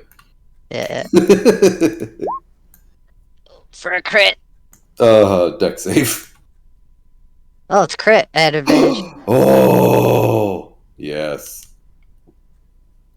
Do it. For 16 plus. What was that? Is it double superiority die? Yes, it will. It's the exact same as the superiority die. So you're going to also do a perfect superiority die. So then just plus 8. Yep. So you got to roll that manually, right? So with that, you can see that this thing is starting to like bleed out. A lot of its places that you had struck previously now are starting to get soaked with blood. You can see parts of its head are starting to bleed out. Like this thing's looking like it's pretty damaged. Yeah, and I'm gonna like keep the spear in it and like wedge it in and turn it, All right, laughing the whole time. And that's my turn. Caleb. I'm going to finish my movement to the blowhole. Giggity. Did you just get deleted? I just got like Blown off launched the off the top. map, like Yeah, over you went here. by the blowhole. You got suckered fucking launched. What? Where? I don't even see you. Yeah, I got like launched off the map. What the fuck? I don't know. My character literally just like went like that, and Yeah, I got you got launched the off the blowhole. map. Yep. That's funny. Anyway, Oh, that's cool. When I DM group you guys. Oh, maybe not. good. Yep. Okay. Go and swing the short sword at the blowhole. Do it. Try to stab it in there with a 15. It glances off the edge. Alright, I'm going to try it again with It hits. 24. 8 piercing. All right. And then offhand, I'm going to try to hit it. And I hope you don't crit fail, otherwise it's going in. And then Warland can walk out with it later. 12. Miss. Yeah. That's it for me. Warland. Yank out my hand axes, and I'm about to hack my way to the out the side. Would you say that you're going to hack your way to its heart? Fuck yeah, if I can find it. 21 to hit It. for 11, Yep. and then 25 to hit Yep. for 8. Yep. I don't remember how to do fucking offhand. What do you mean? Because a bonus action to just fucking swing it. That requires a weapon that has finesse, I believe. Okay. Alright, then that's it for my turn. I'm just slashing my way through it. Two weapon fighting when you take the attack action, light melee weapon that you're holding in one hand. So, Okay. is it I don't light think- melee? That's a hand axe. Yeah, but is it light? Yeah, it's Oh, it light. is You light. can do it. Okay, then fucking swing I'm it glad away. I checked. 14? It is a miss. How do I miss inside its guts? Alright, that's it. You attack it at the wrong angle, and you end up Bounces off. glancing. And You- like we always think that D&D roll failures are like I fucked up. Like as far as you know, you hit it in like an ulcer that was like super hard, like an old ulcer that was just hard. Like you managed to swing and you hit something that was just well beyond your control, right? You hit where someone else already had hit a whole bunch of scar tissue. Gotcha. That's it for my turn. All right, Maxfield, Okay. you're now floating in the water with a cat a couple feet away from, or 20, 30 feet away from you. All right. Okay, so I will cast a third level guiding bolt at this thing. And hope for more than like 15 damage. Yeah, this time. This way, hopefully, it'll give Finn advantage on his attack. Seems like he could use a little help. Where to go? Guiding bolts. Here we go. Third level. 17 to hit. 17 hits. And at least there were no ones in that roll. For 19. All right. And it is now glowing. Bonus action.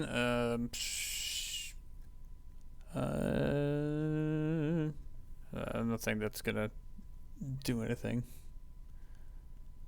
All right, so that's it. Yeah. I mean, if I move, I'll probably take a swipe from his tail, so I'm not gonna do that. Oh, you don't have to worry about that because he comes around to the side. You're in the water, baby. All right, let's do it. I'm gonna use my reaction to cause disadvantage as I hold up my hand and have this blinding light shoot out into his face. Perfect. Do his one good eye. Yeah. Let me mark that off. 28. Oh, come on! Well, it's 28 or 33. Oh, You Jesus. choose. It has like I've made this have like plus 13 to hit. Oh, God. I Well, was hoping for a real low roll. Yeah, it's got to be super low. I mean, it's a huge fucking creature against something that's super small, and you're in the water. Like I don't know how it wouldn't hit like 98% of the time, anyways. All right. So that hits. So that's 19 damage, and I need a dex save. All right. Let me do that. Dex save. Where's Dex? Dex save. Oh. So he takes a bite down, and after a couple seconds, Warlin, you actually hear like a and standing next to you is Maxfield. Hey. Oh my God. I don't think we're gonna win this one, buddy. Oh, we got this. I'm hacking my way out. Can't you tell? As you look around, there's just like blood and cuts everywhere. All right, Finn, you're up. Finn, you get advantage. Do this. Finish him. I'm gonna do it again. I'm trying to shove this spear into its brain. Oh, and 24. I also did forget, you should be taking 5 acid damage from when you started your turn before Warlin. But, so that's 2 rounded down. I'm sure it's going to kill you from that, but 24 to hit is a hit. Right into the eye socket still. Oh, the eye socket? 17, 20. Yeah, that still hits. For 12. All right. So, as you bring it down, let's do an athletics and athletics with disadvantage and a D100.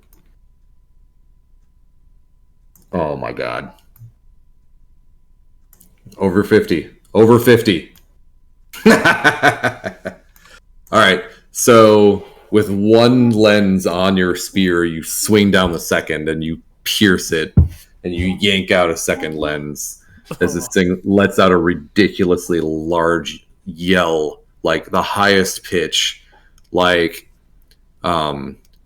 Warlin, you actually get like PTSD remembrances of a skull.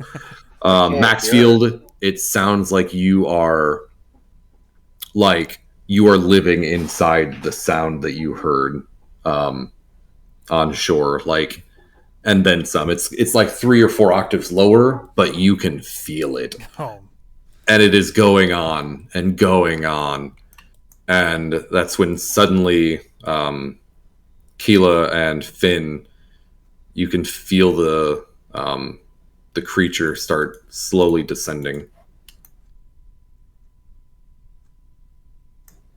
And it just gets... I ran my spear in further. Yeah. It just suddenly just submerges, and you can just feel it floating downward.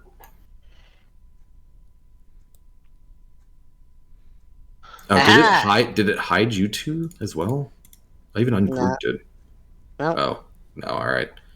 Yeah, it's just literally, it's just dead and floating downwards now. Alright, so...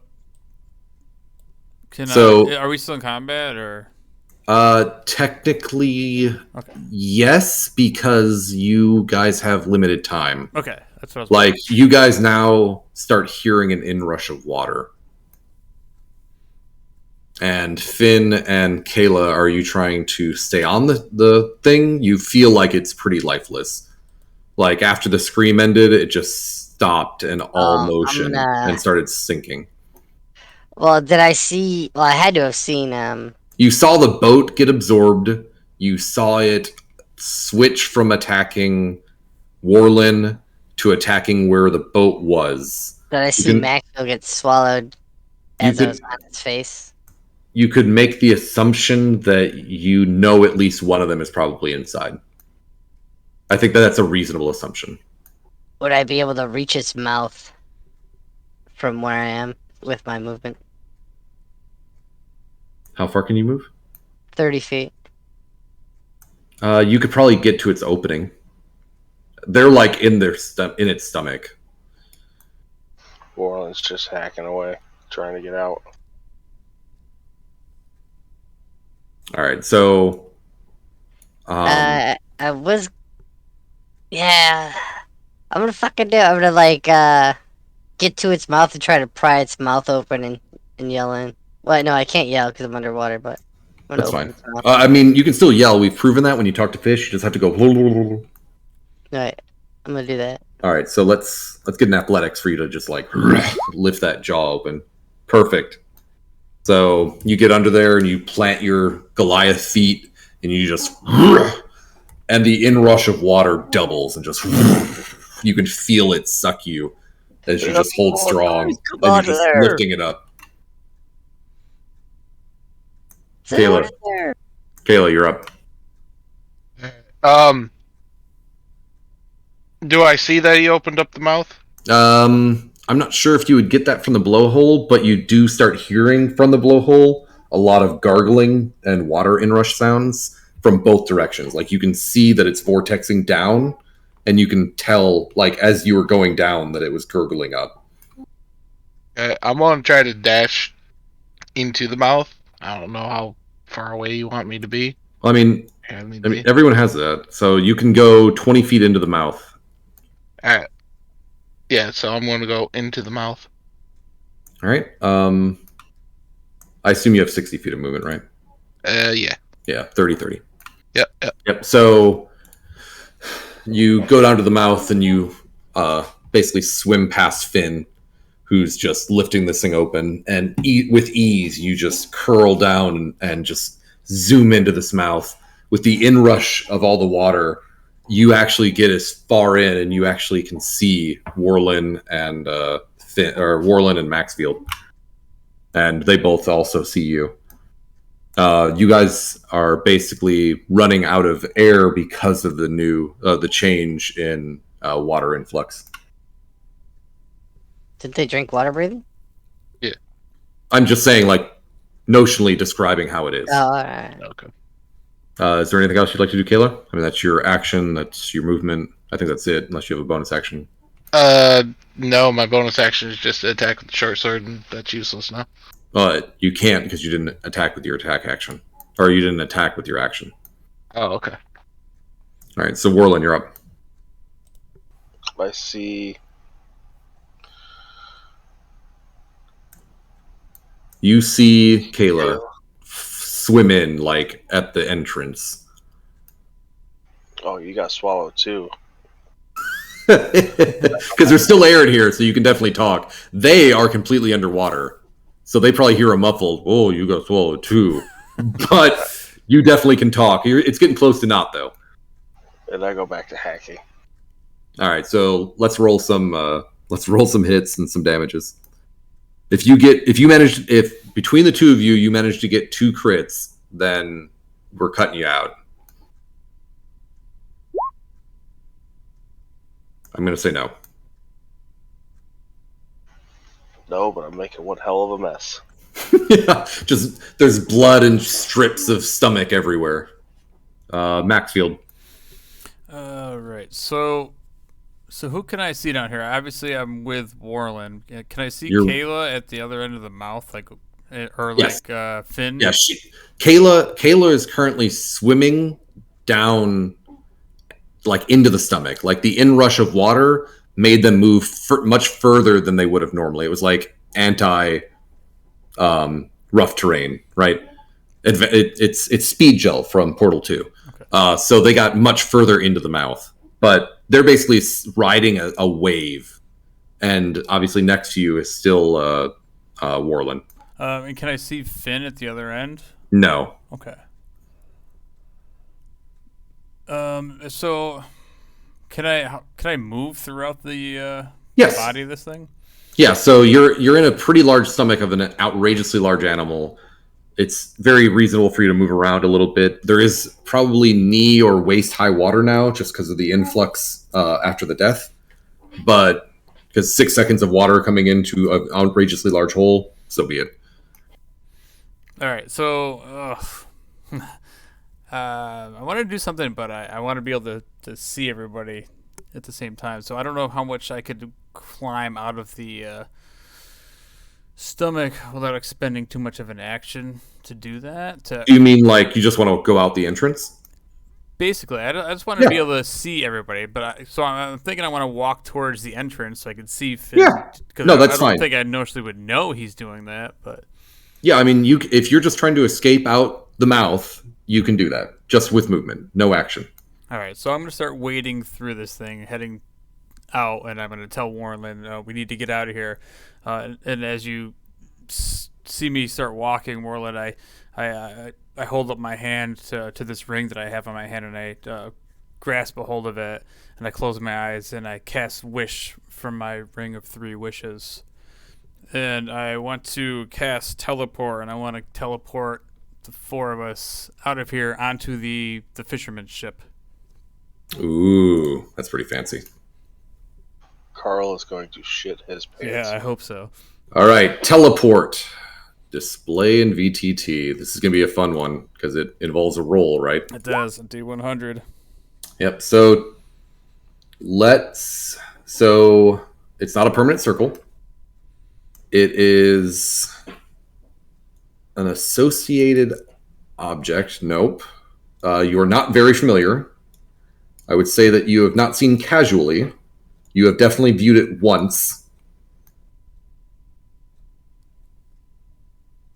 Would you agree?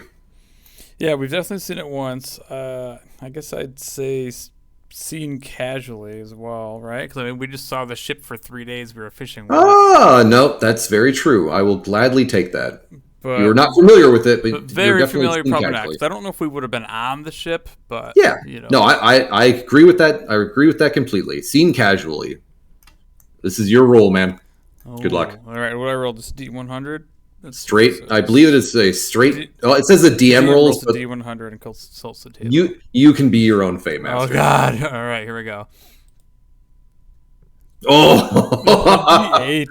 So with that, you feel the ring heat up, bubbles start forming around it, and you can see salt deposits forming on it just from the heat. And all of you, just with an inrush, are landed 5 feet hard on this deck. Everyone's knocked prone. There is water all over this deck. Carl shits his pants. Yes. I immediately stand up and yell, "We have to turn the ship around." And I know why. I Yes. stand up and I like raise my spear up with the whale lenses on it. And be like, we got that big bastard. I stand up and I kind of like take my robes and I kind of like wring them out and I look for the fisherman and Cat, the boss there, and scared Carl, and I tell him, "See, I told you, we are true heroes." What the hell has happened? It's Carl. As you hear like squish, squish, squish. It's dead. While you guys are talking, I'm just heading to the wheel. I really don't care who's in charge. I'm just turning the ship around myself. Well, Vera's on it, and they're not going to be very pleased with you fucking with it. It doesn't mean that they're not going to do it, but, I mean, you did just basically dump a whole bunch of water on the deck and fuck with their shit. Right, but I'm also probably a lot bigger than they are, so Yeah, alright. I mean, you know. I'm just heading to the wheel. Yeah. So I don't know how you want to play this. Well, I mean, we'll play it. We'll play it well in a second. So, is there anything that anyone else wants to do first before we get into this?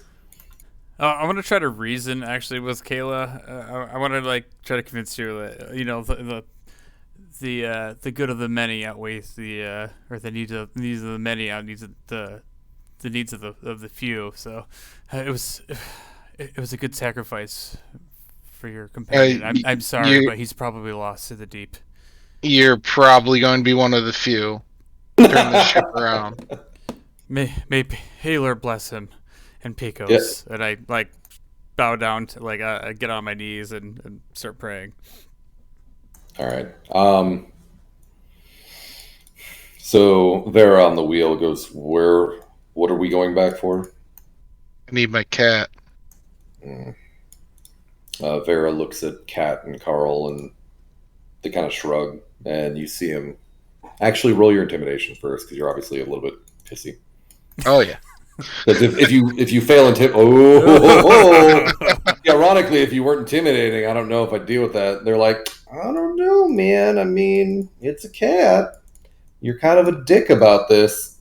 You act like we don't have a crew because we're not heroes that can do it with 4 people, and their ship is fucking massive. Like you suddenly look around and there's like 25 to 35 people on that deck, and you have no idea how many are below. That's fine. Turn the ship around, please. There. You know, we don't know magic, but we do know the magic word, and with that, she actually turns the ship. Thank you. He turns the ship. Excuse me. Aw. So they go back. You guys pick up the cat, and as you go, you can actually see that there are like little pieces of fat, and just pieces of skin floating as though it's gone down into the deep and it's already starting to get ravaged by anything that's down there. And so you make your way back, and lo and behold, a couple days later, you are in Balaenale. Let's just get rid of this guy because I don't think you need that anymore.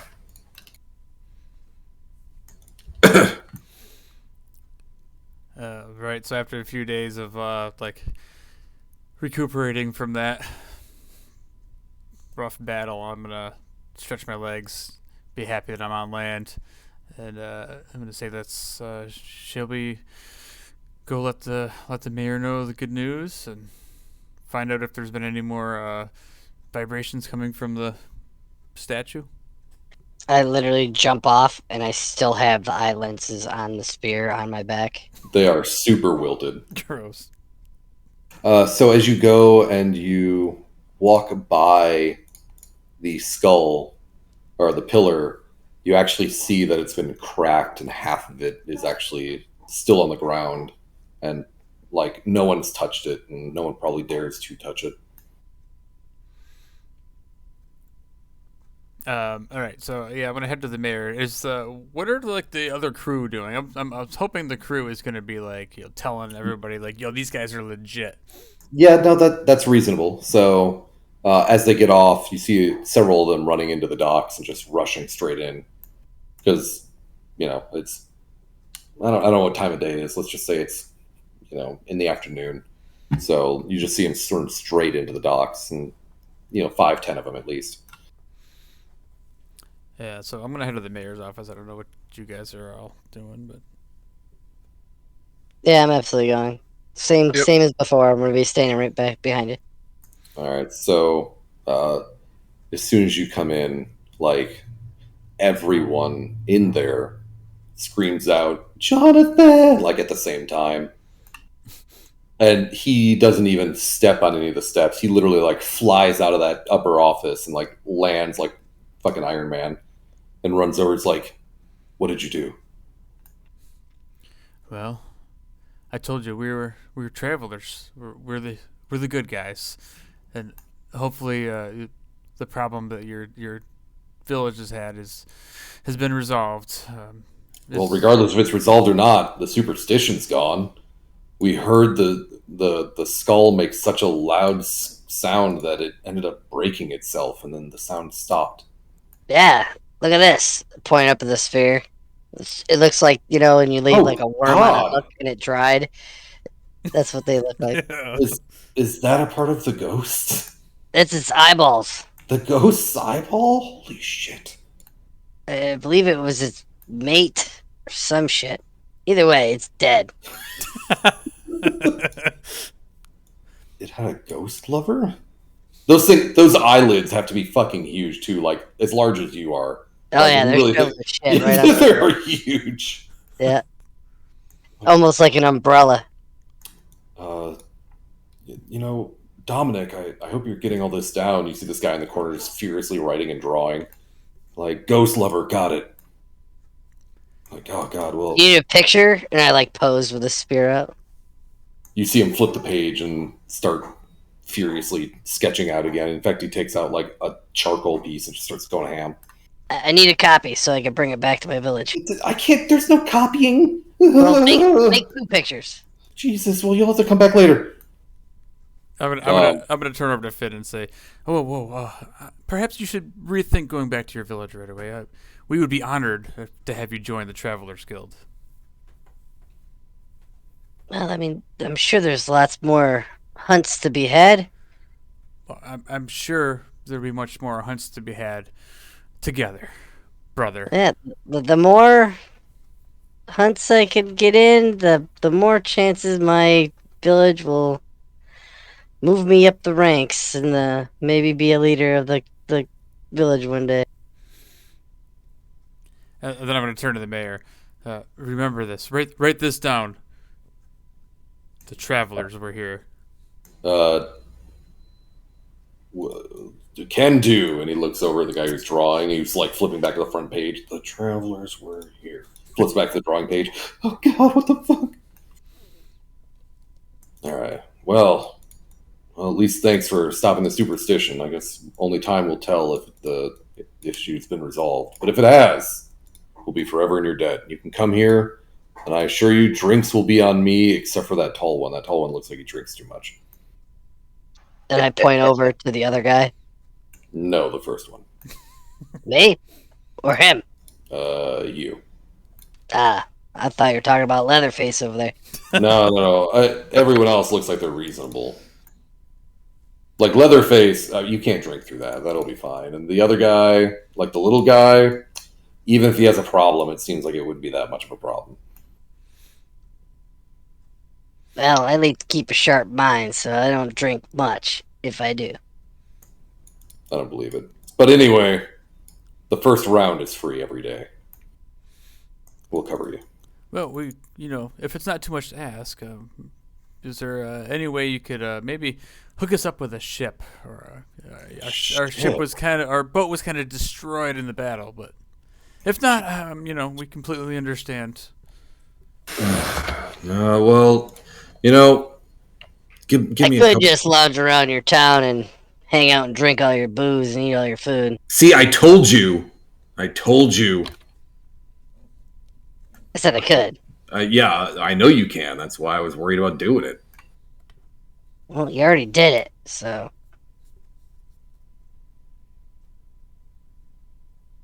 Lunch on me? Well, Or you? I think we have. I think we have a couple ships that failed to pay their taxes. We probably could afford to lose one of them. They might be fishing vessels. Is that okay? I love fishing.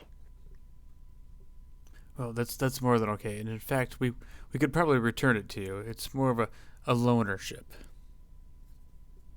I'd hate to put you out. I mean, this is for the good of the town, after all. Well, by all means, he goes over to a book and starts flipping through, and he's like, "Oh, there's a ship called Virtuoso that I think probably would fit your needs. It looks like it's probably able to be done by 5-6 people." Perfect. Yeah, should be good. And he's basically takes it, and you see him take out a piece of paper and start writing down, notarizing. Again, folds it and seals it. And he's like, "If you take it to the docks, she'll be able to find it for you."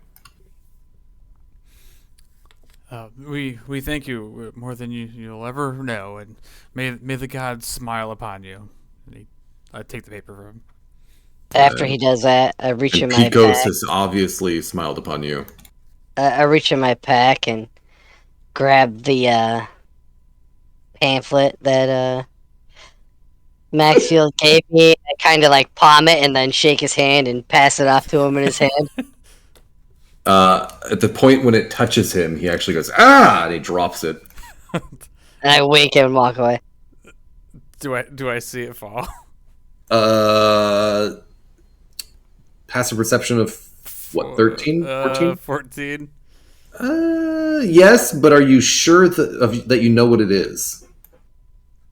I'm sure it was like wet and Wadded up? Yeah, Wadded up. now it's even more wet and Yeah. nasty. So you definitely saw it happen. I'm not sure if you want to roll perception or roll. It's going to be wisdom based, and you're good at wisdom. So let's say insight to determine what type of thing Finn would give him.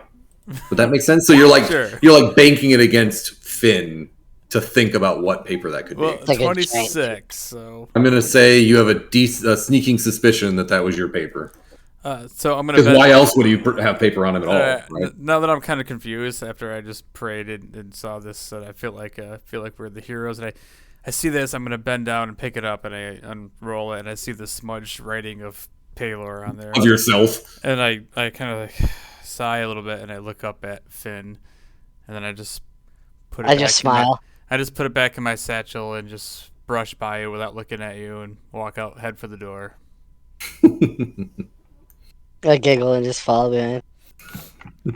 So I'm gonna Alright. say like we're gonna spend like a day or two probably recuperating, getting our new boat, and because I don't know if I want to like rush right out, because I kind of want to make sure that like Maxfield would want to make sure that it's legit that like the curse is broken before we head out.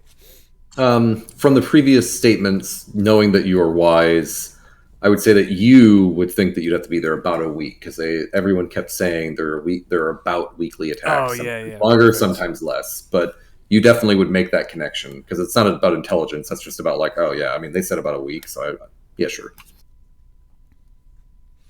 Awesome, I like it. And Finn, no, I think everyone else is average or just barely below normal wisdom. Oh yeah, my wisdom's +1. Yeah, so meh. I'm okay with it. I'm just hanging out with this new gang. Man, We'll get it would have been to it. awesome if you would have failed that teleport. Oh my god, I was like, oh no. I tried to think So- of something fun to do with it, but So I'll message you what my interpretation and thought process was for that to begin with, but I knew it was basically just like a free for all. So when you get to the boat, there's actually blood all over it. You can tell it has some damage from some type of battle, but there is literally like a built-in keg. I was like, the boys are gonna love this boat.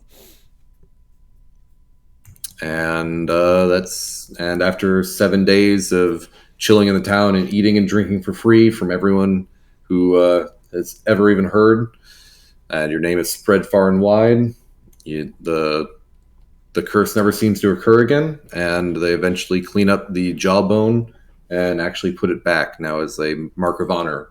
And on the pillar is now inscribed, "The travelers were here." Yes. That's all that matters. Awesome. And that was it. Nice. Excellent. That was awesome. As we set sail, I want to try to throw Maxfield, overboard. By all means, do so. It's going to be a athletics contest versus a dexterity or acrobatics or athletics. No, I'm gonna try to fight him off. I'm gonna try to like uppercut him. Oh. Well, Ty goes to the defender. Yeah. So, Damn.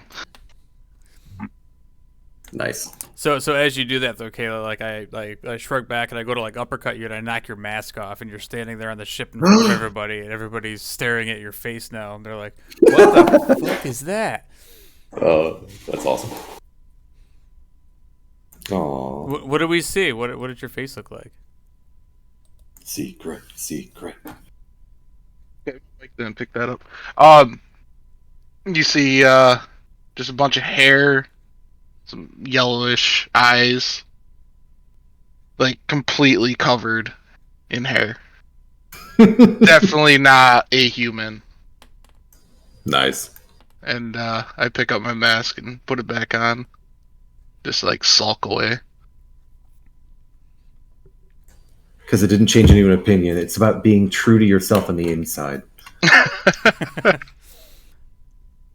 All right. Well, cool stuff.